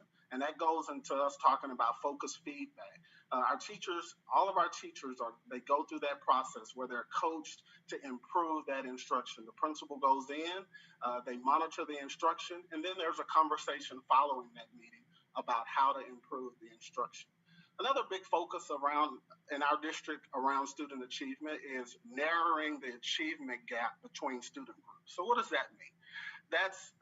We have, of course, the state looks at us by our demographic subgroups. And so we want to ensure that our achievement gaps between different groups of students, be it African American, Hispanic, white, special education, that we're narrowing the gaps between each group. And so we spend time in those PLCs and when we're disaggregating that data, ensuring that we put in intentional plans to ensure that that we can narrow those gaps between those student groups. Also, something that's new for us this year, as you all know, and we've spent some amount of time tonight talking about, is virtual instruction. And spending time in those PLCs, ensuring that our virtual instruction is student-centered and it's engaging so that it mirrors our in-person instruction to the highest degree possible. We want those students to get the best possible instruction. And of course, there's challenges, but that's why our teachers meet and our principals meet to ensure that we're continuing to refine those processes. And we also, this year, we've added instructional coaches to some of our campuses to further refine our practices. Those instructional coaches are looking at our practices in the classroom and working on professional development that is tailored for their improvement. And so we're really, really excited about our instructional coaches. Next slide. And we're going to go and talk a little bit about some of the highlights from each campus as it relates to student achievement for each campus. And we'll start with Greenville High School. And some of the things you'll see, some of them will repeat because, again, all of these are good instructional practices that we do on our campuses. Greenville High School, they'll continue to unpack student expectations. So when we talk about student expectations, we mean the TEKS, the Texas Essential Knowledge and Skills, making sure that we break that down so that we can write effective and engaging lessons, that we analyze our student work. When our students turn in work, what does that work look like? How can we look at that work and find common mistakes in that work? And again, looking at the mistakes to refine our teaching practices. And again, we use that time to design formative assessment. And when we talk about formative assessment, we talk about assessment that is often. Oftentimes, we talk about the STAR test. That's more of a summative assessment that we give at the end of the year. But if we give assessment often, we talk about high-quality formative assessment weekly or bi-weekly, then we can see immediately what those students need so that we can talk about them in our PLCs and address them immediately with our students. We also want to continue to increase CTE offerings so that our students can receive industry-based certifications, that our students are able to connect high school, a career, and college, and we can have those job-embedded real-world internships for our GHS students. And we talk a lot about student achievement, but when we're also preparing our students for careers, that's when we're really winning with our students. And so we want them to have the right tools and skills so that they can get those industry-based certifications. And also that's a component of our superintendent's 5-year plan, which is, again, aligned to our board goals. And again, teachers will continue to disaggregate data after each 9-week assessment. Next slide, please. New Horizons High School. And New Horizons High School, as you know, is our campus where we have, we do so many great things for our students there. We're able to accelerate some of our students. We're also able to get many of our students across the finish line that may not have gotten there before. The teachers and administrators do a great job there, but they look at PLCs as well at New Horizons High School, making sure that the students are getting what they need and continuing to refine their processes. And also they have campus-wide tutorials for those students that have instructional deficits on identified core standards. Next slide. GMS at Greenville Middle School, one of the things that they do, and I got to see it last week before we had to close down. I've watched many of our principals in action working in their PLCs. One of the things that all of them do a great job of, as I talked about earlier, identifying common mistakes. And when we look at that student work specifically, we take examples. So the teachers will bring examples to the PLC, and they say, this is a student that did high achieving, medium achieving, and low achieving. And so they talk about that student work again. All of this is done to refine the teaching practice and also to create high leverage reteach. When we talk about high leverage reteach, we're meaning when we go back and teach it again, what are the things that we need to focus on based on the mistakes that you saw the students make? And also, when we begin to build our student groups from our assessments, that they get intervention that's intentional and focused on their particular needs based on the standards. And again, PLCs analyzing student data, grades, attendance, 9-week assessment. Again, they're talking about that. And also, one other thing that's done in our PLCs that we've really gotten good at is modeling in our PLCs. And you say, what do you mean by modeling in your PLCs? That's where the teacher actually spend time practicing what they're going to teach in front of each other, and they spar with each other. So again, that process is made to refine the teaching, and so that when they get in the classroom, the students get the best instruction possible. Next slide.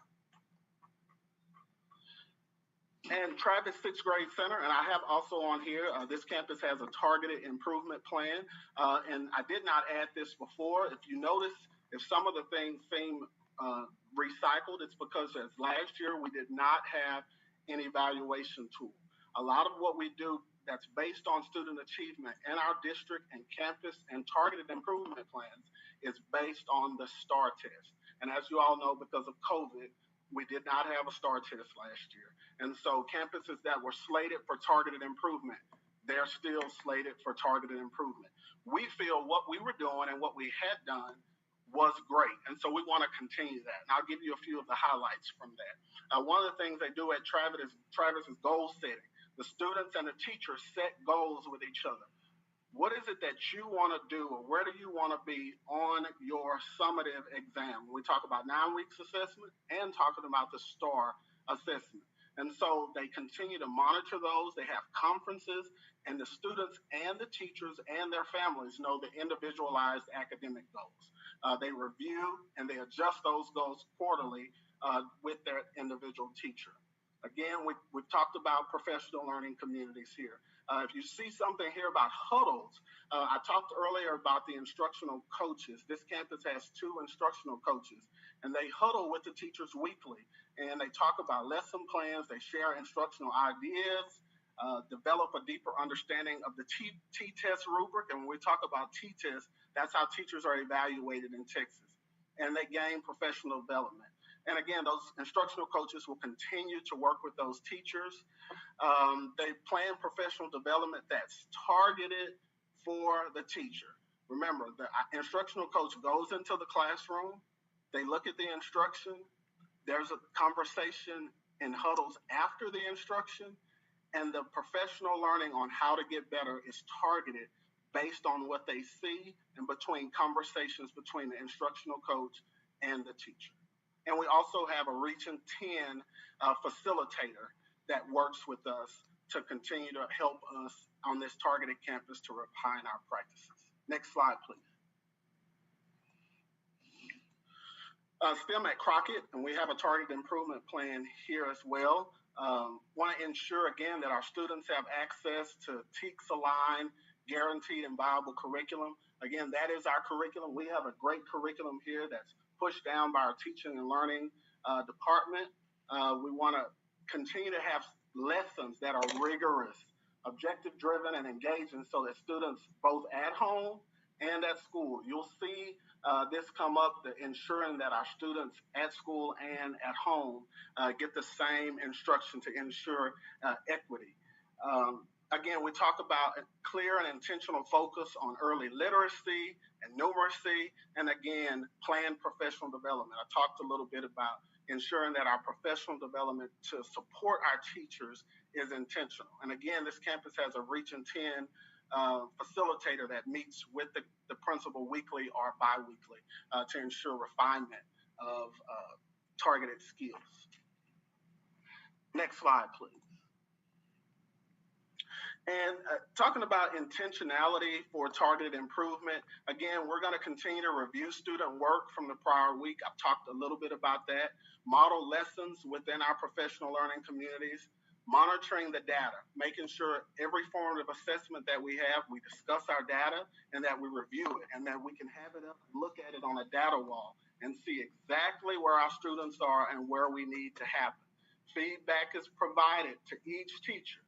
We go into the classroom within 24 to 48 hours. We're meeting with that teacher to talk about what we saw and how we can support them.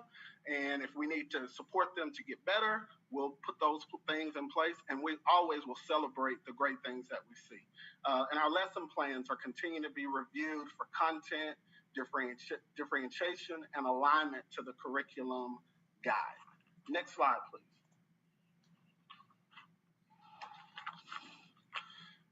Bowie Elementary, again, talking about how we work in professional learning communities, making sure that our teachers are working and talking to each other to get better. Look, if you see here, it talks about sharing student data and work samples. Again, instructional huddles with this campus has an instructional coach, and so they want to continue to work on specific T-test domains. Both the PLCs and huddles are focusing on meeting the needs of all of our learners, in person and virtual. One of the focuses of Bowie is on writing.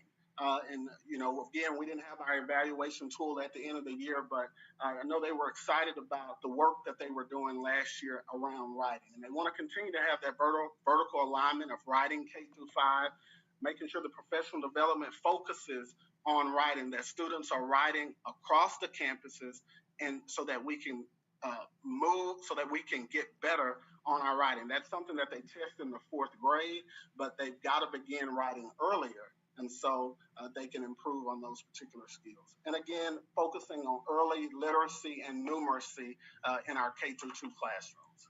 Next slide.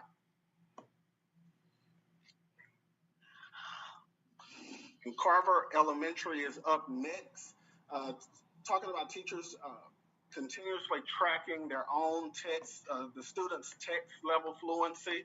When we talk about fluency, how fast do the students read? Can they read? Does it take them time to decode as they read? Looking at teach mastery throughout the academic school year from their DRA, EDL testing, and 9-week assessments. We talk about DRA. These are all different types of assessment where we can see where the students are.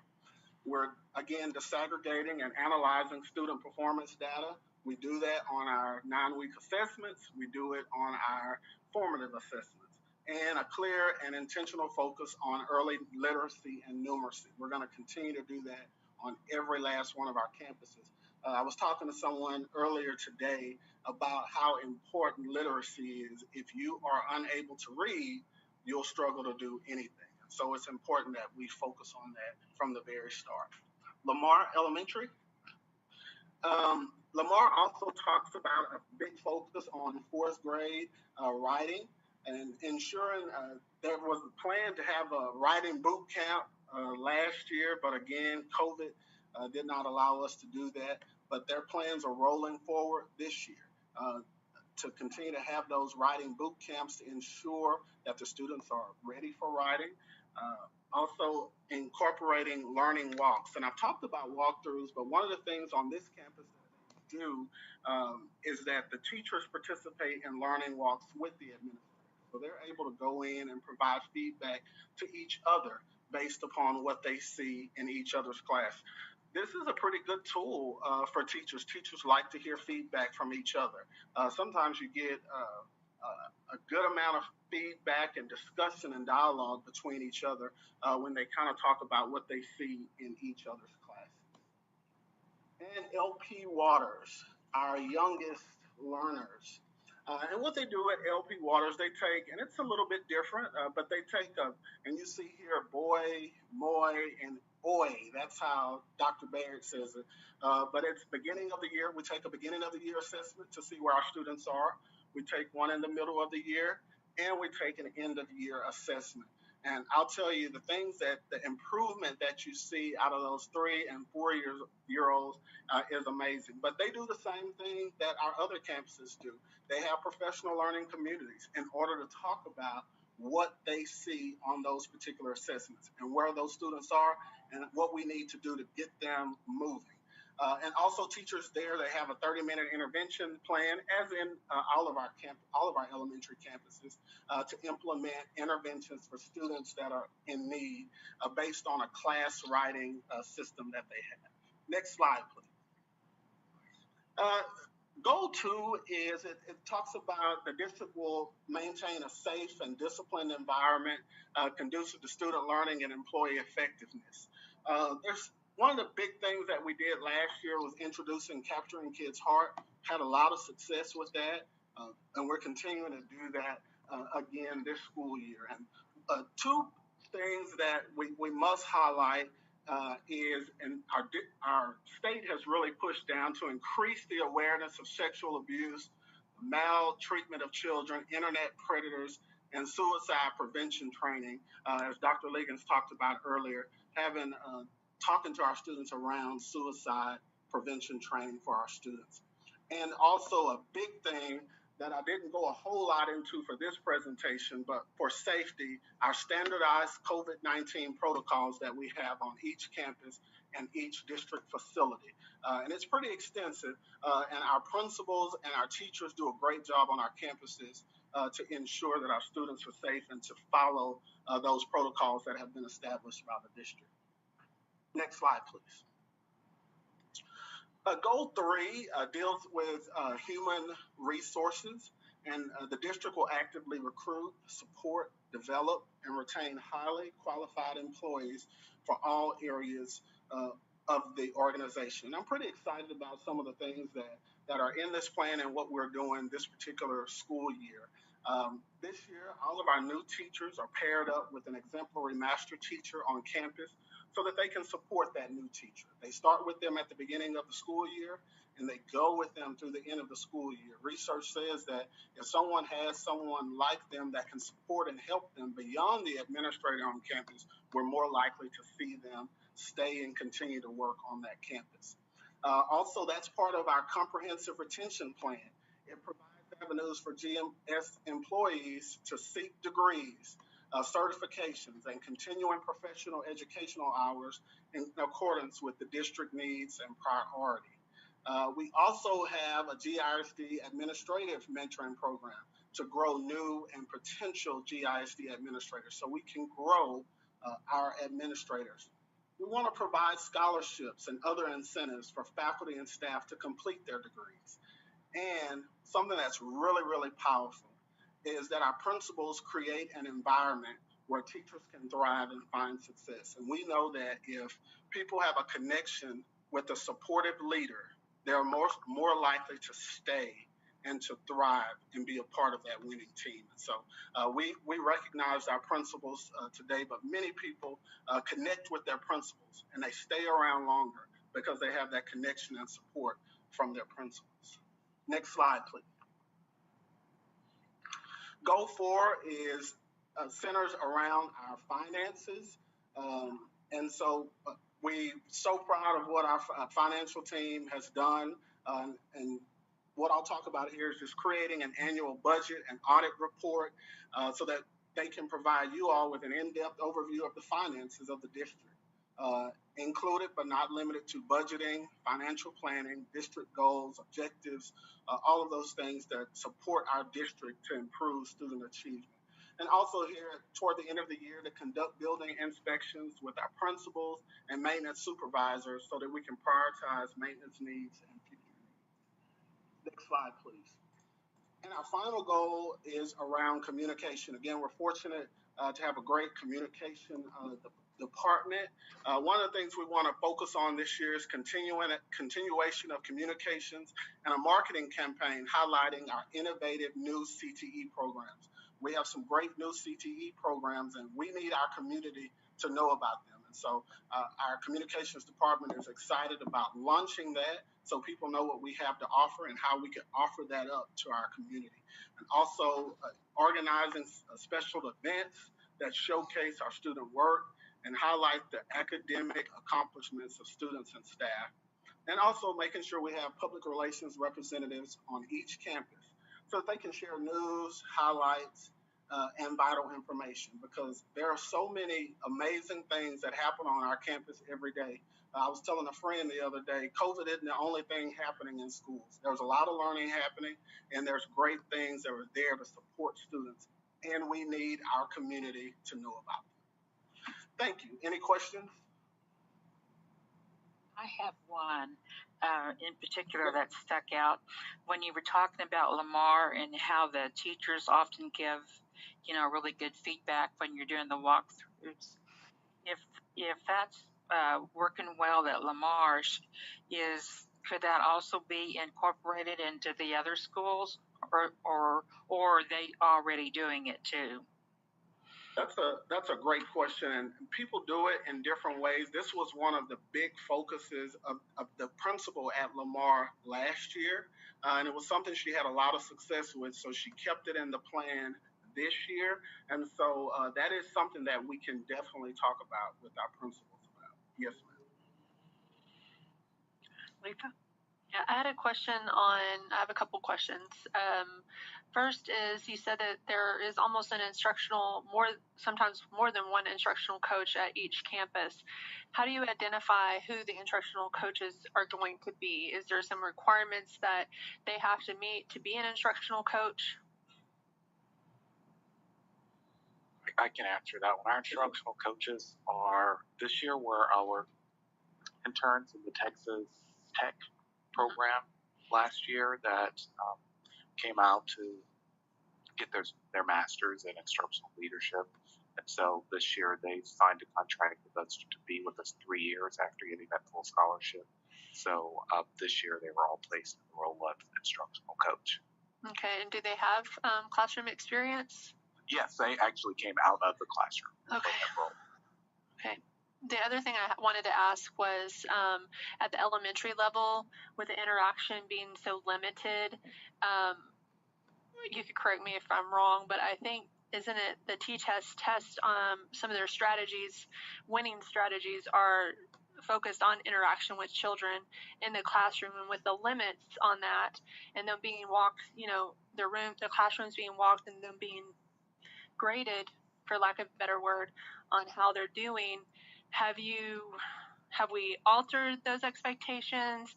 Are there an additional instruction to them on how they can have a winning strategy in the classroom when they're not able to do what's been proven in the past? Yes, that is, and that's a great question. That's an ongoing thing. One of the things that has recently come out from the state is, how do we actually monitor and evaluate T-tests around virtual instruction? And so some of our principals have already attended some Zoom meetings to get them better at evaluating instruction as it relates to a virtual environment. But it is new, and so the state is slowly pushing information out. And one of the things that we've done, we're actually going to be talking about that this week, about virtual instruction and evaluating teachers. But I'm not saying that it's something we're great at, but we're working to get better at it.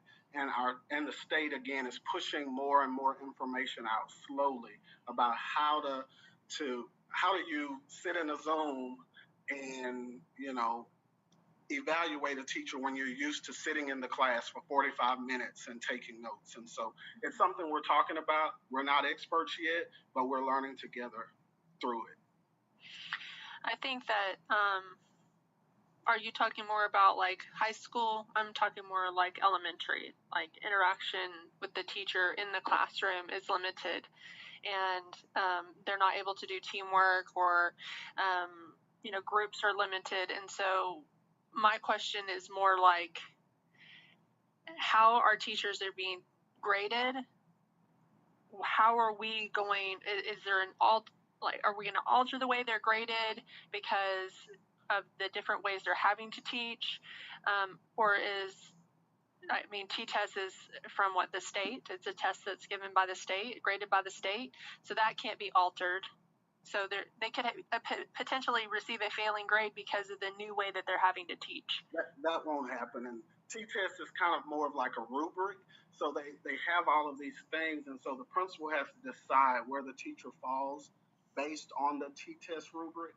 But all of that will be taken into account. That's why I was saying the state is kind of pushing out new information to better train us. But our principals are so in tune with what's happening on campus, they would never let a social distancing type situation to alter the evaluation of the teacher, because we know that it's harder to do small group instruction now. When we used to sit kids all around the little horseshoe table and we spend time working, and that's what we want to see happen. And principals and teachers love seeing that, parents like that, because that's how students grow. But we know right now, unfortunately, some of that is limited, and our principals know that, and so they know we're not going to mark someone down because of and teaching and learning is super important, but it's something we've always said before. The health and safety of our kids always, and teachers always comes first. And so, no ma'am, they won't be voted down or pushed down because of something that's related to COVID. No ma'am. Okay, thank you. Thank you. Other questions? Okay, don't see any more. I will entertain a motion to approve the 2021 district campus and targeted improvement plans as presented. So moved. Motion from Tish. Second from Ann. Other discussion? All in favor? That's unanimous. Thank you. Thank you. All right. Yes, thank you, Mr. O'Neill. J, consideration and possible approval of list of broker dealers for investments. Yes, for this section, I would like to call Sherry Dotson. Good evening, Dr. Leggins, President Dr. Butcher, and members of the board. Tonight, I would like to present to you a list of broker dealers we would like for you to consider approving. As you know, it's an important goal of the board to be good stewards of the district's funds, and with keeping that in mind, and also with the current market conditions, we thought it would be a great time to review our investment broker dealers. So we currently have a TD Ameritrade account, and TCG, they are our advisor group. And given the tough rate environment and how competitive it is to locate good investments, to get better pricing, and also it's going to give us direct access to inventory, and that's going to minimize costs and it will maximize our returns. And if you would look at Exhibit A1, that's our current list of brokers, and that's who we're allowed to trade with. And I'm asking on Exhibit A2 if we could add those, because what that's going to do for us is it will get us direct to where we can get everything at a lower price, and then the commission fees and stuff are lower. The Ameritrade is about 7% of our portfolio. And just to kind of give you some numbers of like what kind of revenue it generates for us, last year it generated about $50,000 in income. And then overall with our investments that we're trading all funds, it generates about $438,000 a year in income. So does anyone have any questions? I am not seeing any. Okay, then I will entertain a motion for us to approve adding the additional broker dealers as presented in Exhibit A2. Do I have a motion? From Ann, have a motion. Do I have a second? Second. Second from Trina. Other discussion? All in favor? Passes unanimously. All righty, thank you very much. Thank you. Next, item K, consider approval of 2021 through 2023 Grow Your Own Grant Program, Cycle 4. Yes, for this portion, I'd like to call Sharon Booth. Yes, President, Dr. Butcher, Dr. Liggins, and members of the board. This grant is a grant that we did obtain last year, and last year that TEA did not require any signatures of the board. But what this grant did for us for this school year is that we have 5 instructional aides and or secretaries that are bilingual that already had their associate's degree, and this grant pays for their next 2 years of college, and then they commit to us to be teaching at Greenville ISD for the following 3 years after they graduate. In addition to our our employees that have associate's degree becoming teachers, we also have identified 5 students that are in the teacher instructional practices of education and training pathway. And those 5 students will be awarded their junior, and they'll have their teaching associates and then move into their teaching career, their teaching certification requirements at Commerce for their junior and senior year. And this grant pays for that for those students. And again, those 5 students will have a commitment to Greenville ISD to teach here. So that's 10 additional teachers that we know are coming into Greenville ISD in the next 2 to 4 years. So what we're asking tonight— And they're all bilingual. All the employees are bilingual, yes, sir. So what we're asking tonight is to apply again for the Grow Your Own Grant, Cycle 4. It will be for the school years 2021 to 2023. This time we see a need in our teaching demographics for male and Black teachers at our elementary schools. So that's how we would like to write the grant, to make sure that we're getting students that want to become teachers and employees that want to become teachers that already have associate's degree to accelerate that pathway into teaching at Greenville ISD. Questions?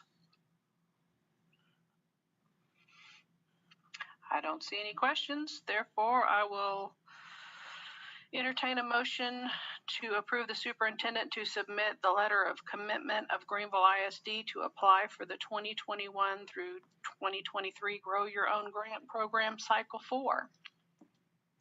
So moved. Roger has a motion. Aletha has a second. Any other discussion, questions? Hearing none, all in favor? Passes unanimously. All right. Thank you very much. Next on the agenda, consider approval of amendments to the GISD COVID-19 response level plan. Yes, Dr. Butcher, members of the board, this is, as you will recall, last month, I believe it was last month, you approved our COVID-19 response levels. This basically determined where we are as individual campuses as well as the district to determine when there was a need to practice mitigation protocol as well as possibly shut down school. We've had quite an experience with this over the past month, and we see a need to make some adjustments. So we're bringing it back to you for consideration and for input as well. If you'll notice for level 1, there's no changes. We feel that that's an ideal situation where everything's fine, so there was no need for that. What we did change for level 2 is in the last bullet point where it identified for up to 3 days. We wanted to change that just to say for a period of time to allow for disinfecting mitigation protocol, because we feel like sometimes it could possibly be more days, sometimes it could be less. It just really depends on the situation in general. Next slide, please.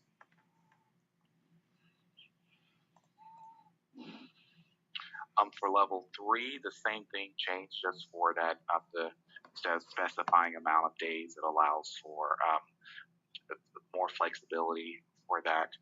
For level 4 is where there was quite a significant change.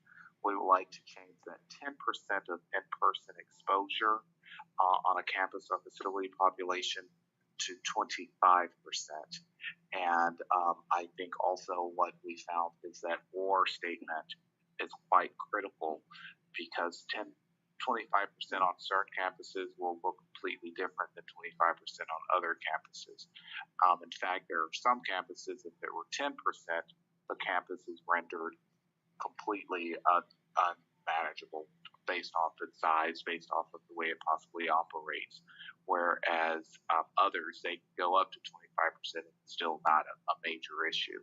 If it's depending, for example, one of our smaller campuses, if we had a teacher, 2 teachers and 2 classes impacted, that easily went all the way up to 10%. And although the rest of the campus was fine, they were able to operate fine because we were at that 10% protocol. Everyone was sent home. But whereas in this case, we could say it has to be 25% or they have to be unable to operate. So if it's impacting only individual classes and not the entire campus, and it's not sporadically around the campus, we propose that we keep those 2 options as 25% or they're unable to operate. Also, we changed the minimum of 3 days for a period of time to allow for that disinfecting mitigation protocol. And then finally, for level 5, which we ran into last week, level 5 had basically stated if there were 2 or more campuses that had reached the 10%, there would be a district-wide shutdown, and it actually said for 14 days. So as you will notice on the message sent out last week for the district closure, it did not reference this document because if we had gone according to this document, we would have been closed for a full 14 days. So we just set out of abundance of caution because we felt it was only necessary for a couple of days. So what we would like to change this to in general is that there's 10% in-person population district-wide, or again, staff is unable to operate effectively with in-person learning, then in that case, the entire district will be closed for a period of time to allow for disinfection mitigation. And also, because we still are under the control of our local health department, which very well has the authority to close us at any time. If they decide to close us, we can go up to that 14 days. This is, obviously for everything we're doing with COVID, I lean very heavily on the expert of scientists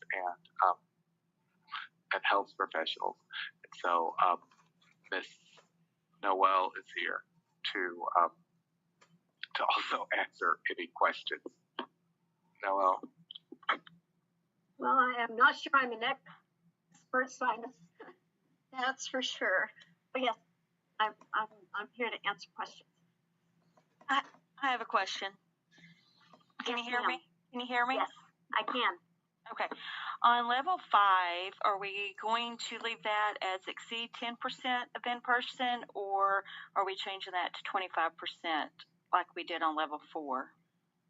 We decided to keep that at 10% and change it from 2 campuses to just district-wide, because we felt if 10% of the district is out, it's probably pretty widespread on multiple campuses, so it may be a good idea to stop the spread, to just clean everything, deep clean everything. That'd be more than 500 people. Yes. Be a lot of people. Yeah. I might suggest bolding that or, because when there's a number, people are going to hone in on that number and ignore that or, or if the staff can't run the show. You know what I'm saying? Yeah. Because they're going to say, we don't have 25%. Why are you closing? Because of or.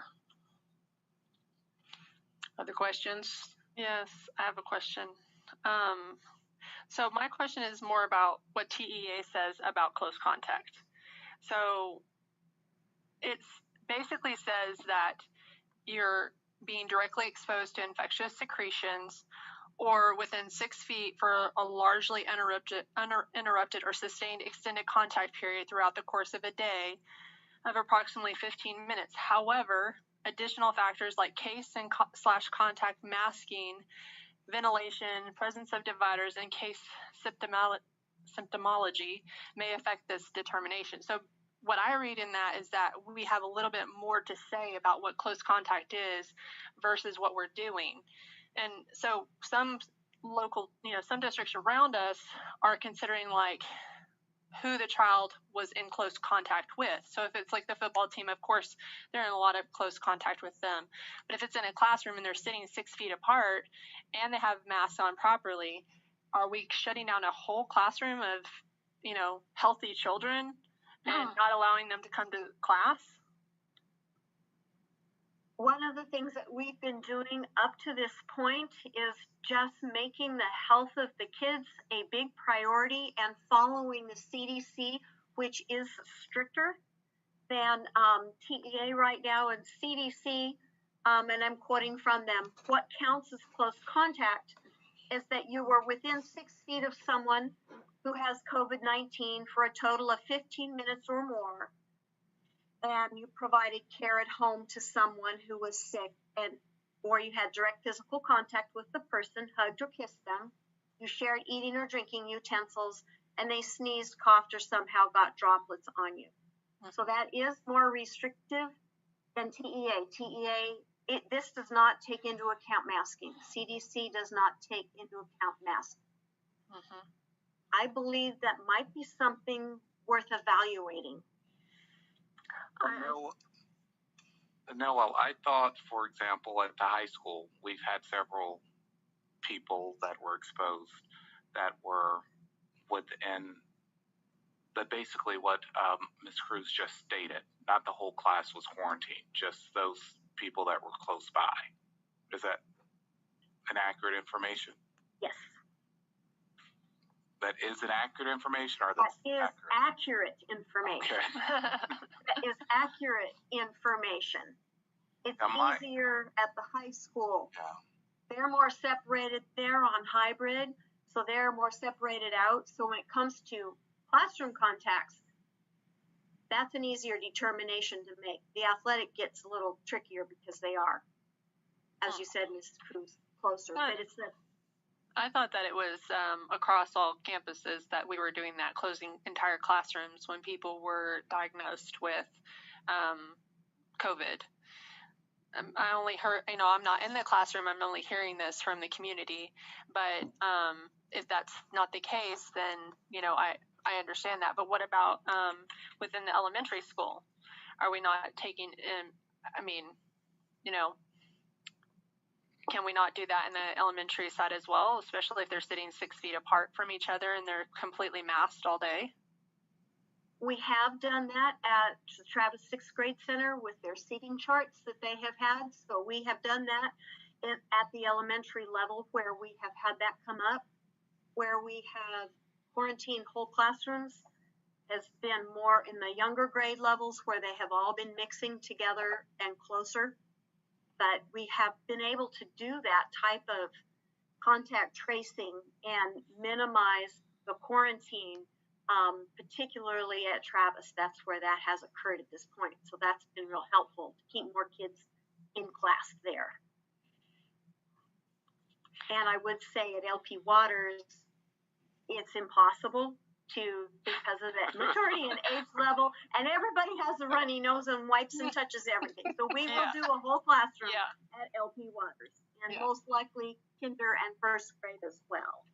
Then by the time we hit second grade, if there is a seating chart and the teacher can verify that only this number of kids were actually close enough to be in close contact, then we would take that into consideration and only quarantine those students that were within the 6 feet in 15 minutes. Okay. So we have been doing that part.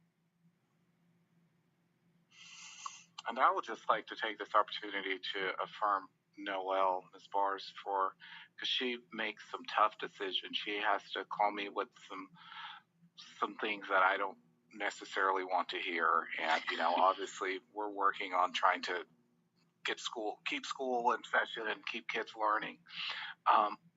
And she, in addition to all of the regular duties that she does that have not changed, we still have kids that have, those thousands of kids that went to the office with, just issues that need their medicine. And so she does all of that in addition to she's taken on the responsibility of doing all of our contact tracing, delivering the bad news to Coach Duke, and when the football team has to go. And so really I've been very impressed with her ability to try to do what's fair, and to really think on.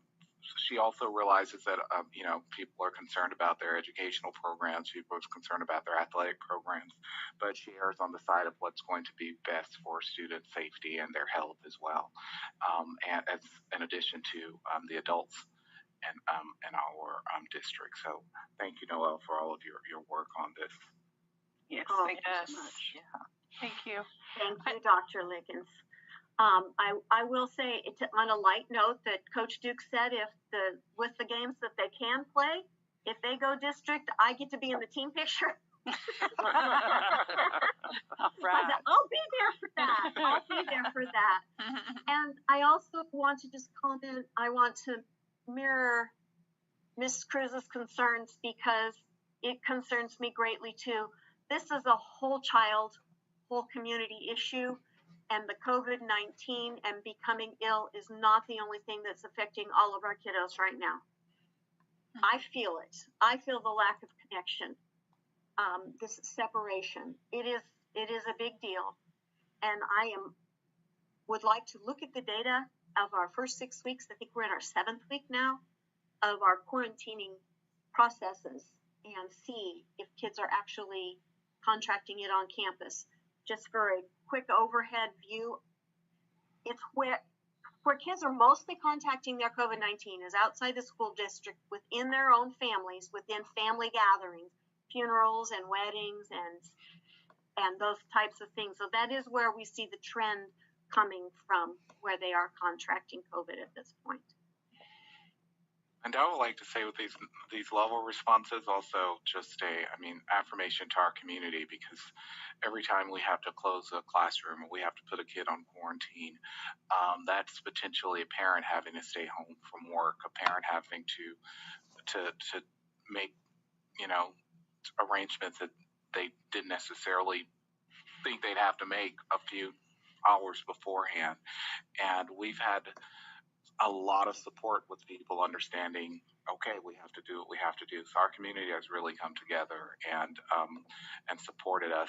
But we think these changes will help us make a little bit more wiser decisions and not and take in some what's actually happening on the campuses more into consideration and not have to make such drastic decisions in so many instances. I did have a question from a parent last week when I was moving. They stopped me. I was just out of the blue, and they asked me if there was any way that if their child was exposed to the coronavirus, if they'd had no symptoms for 10 days, could they pay for their own COVID tests? And if it came back that they did not have coronavirus, could they go ahead and come back to school? It's bars. Let me rephrase so I know exactly what you're asking.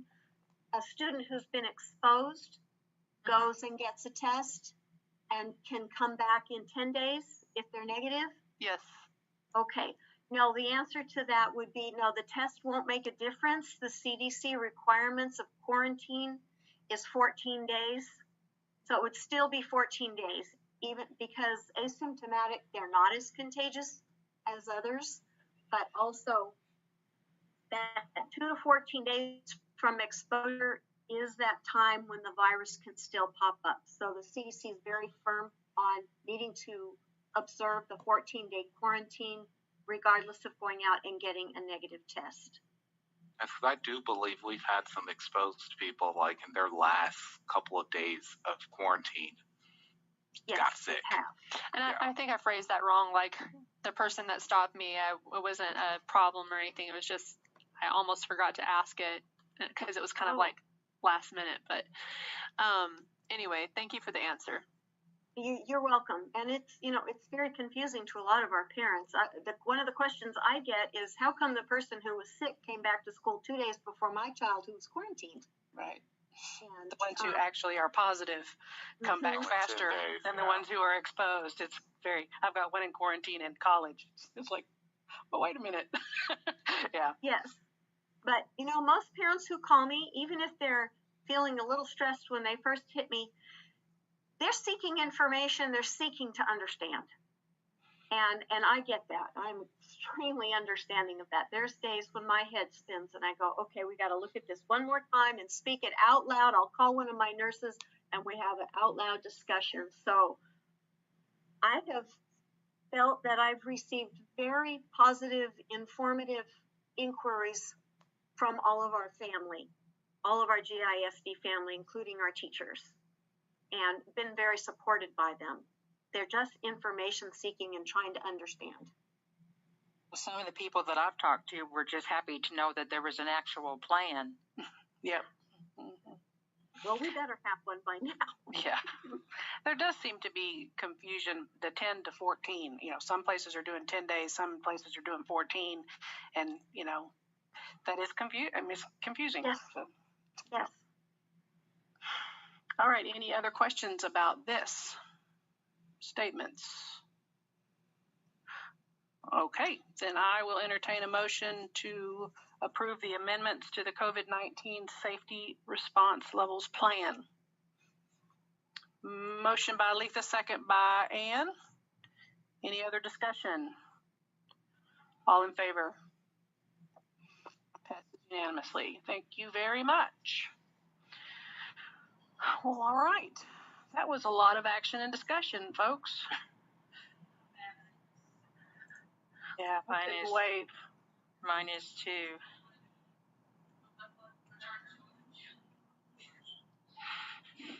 You need to plug in somewhere? You have your charger? No, I didn't bring the charger. I have one. Mine is charged. You can use mine. Well, we're to the consent agenda. I mean, I think it's going to last that long. It's okay. We should get through consent agenda. Okay. Yes, so we are to item 7, consent agenda. A, quarterly investment report. B, monthly financial report. C, consider approval of budget amendment to general fund due to purchasing 4 new buses with A and B loan proceeds.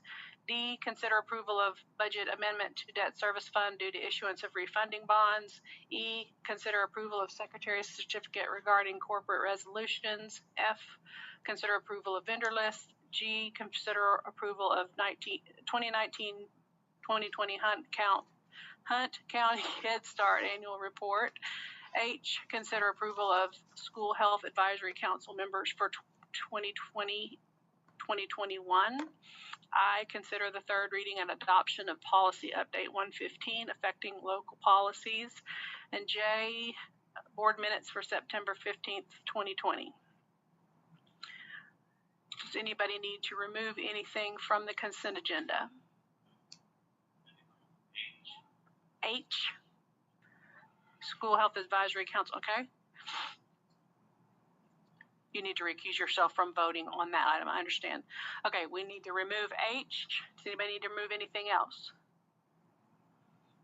Okay, then I'll entertain a motion to approve the consent agenda A through J with the exception of H. Motion from Aletha, second. Second. Second from Roger. All in favor? That passes unanimously. And then we will pull item H to vote on separately. Consider approval of School Health Advisory Council members for 2020-2021. Do I have a motion to approve that? So moved. Motion from Trina. Do I have a second? Second from Aletha. All in favor? We have 6 in favor with 1 abstention.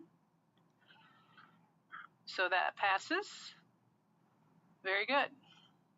All right, next item, open forum and public comment for non-agenda items. Shannon, do we have anybody? No, we do not. No, we do not. We're going to go into closed session, and I'm going to read all of this stuff. Aren't you glad, Shannon? I'm going to read it before I have to get you to come back.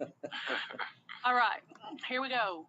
Closed meeting will be held for the purposes authorized by the Texas Open Meetings Act, Texas Government Code Section 551.071 et sequitur, concerning any and all purposes permitted by the Act, including but not limited to the following sections and purposes.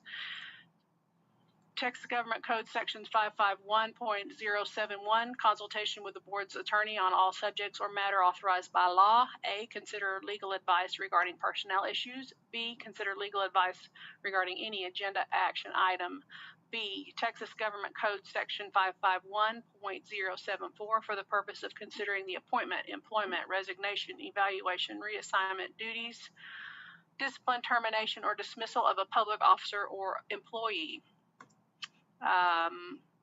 Closed session pursuant to Section 551.074 of the Texas Government Code to deliberate the appointment, employment, evaluation, reassignment, duties, discipline, or dismissal of a public officer or employee. A, superintendent evaluation. B, superintendent's contract. C, pursuant to Texas Government Code Section 551.076 to deliberate regarding the deployment or specific occasions for implementation of security personnel or devices, or 2, a security audit.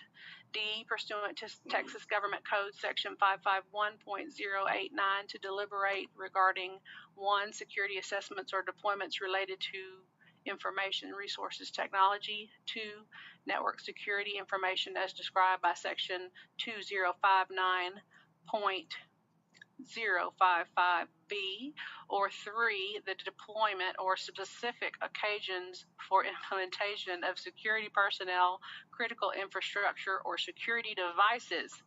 We are going into closed session at 8:01. Great. Shannon, I don't know how you want to do this, but we're all in the room, so you can. Oh. Do you want us all to log out and log back in when we're back, or what? That would be fine. Is there anyone presenting during closed session or anything like that? Yeah, Ramon, but he's here. He's going to come into the room. Oh, okay, perfect. I'll just, yeah, we can, let me see. I think I still want to kick people out into the waiting room, but we should be good. I'll just do that, and then you can text me and let me know.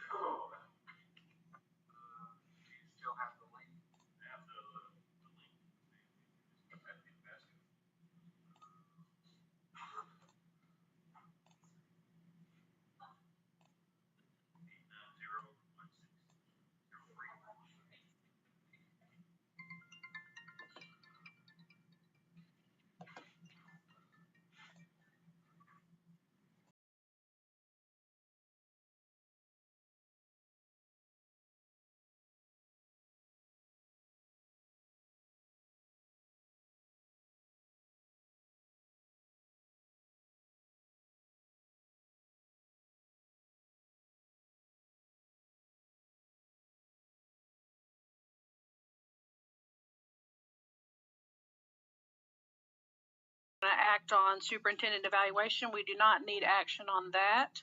On B, superintendent contract, I would entertain a motion to approve the contract amendment reflecting that should our superintendent put on quarantine, he would be allowed to work from home. That is the extent of that contract, other than redating it for the date that we're doing this. Do I have that? Do I have a motion for that? Trina made a motion, Mike made a second. Any further discussion on that? I guess not. All in favor? Passes unanimously. All right, moving to future agenda items. Board Secretary report, which is really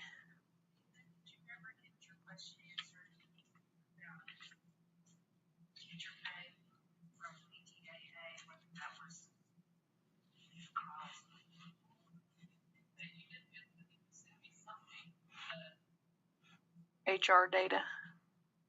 HR data, yeah. That was from last month. We got it in, yeah. The only item I had outstanding from last month was that HR data, and we got that in either in a heads up or a separate email. I can't. From tonight, the item I have is from Aletha, who wanted to, what I wrote down, failures ratio for online students. I think we know what we're talking about. The ratio of kids who are really struggling, who are online versus in person. Were there any other follow-ups to put on the list from this month? I don't remember any. Okay, that's the only one I could. Trying to do better on this list. Okay, so we were talking about whether we need another meeting. What are we going to do about that? Next week. We're going to wait and see when they're. If you guys give me dates that you're not available, or date you prefer.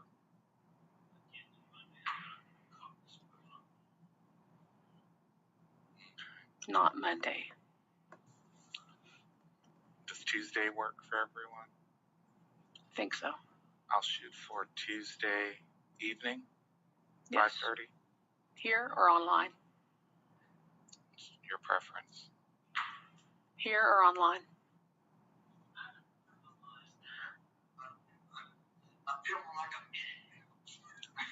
You don't want to go back home. I don't really have a strong. Online? Online?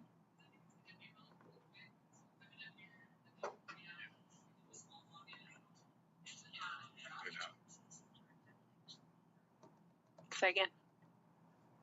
Might take long. Well, there were no findings, I can tell you that, so it won't be.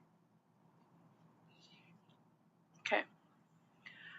Well, think on it. Let's plan on being online unless somebody has a strong opinion and lets me know about it. Okay. Okay. The last item is adjournment, unless there is any further anything. Hearing none, we're going to adjourn at 9:17. Thank you. Thank you all.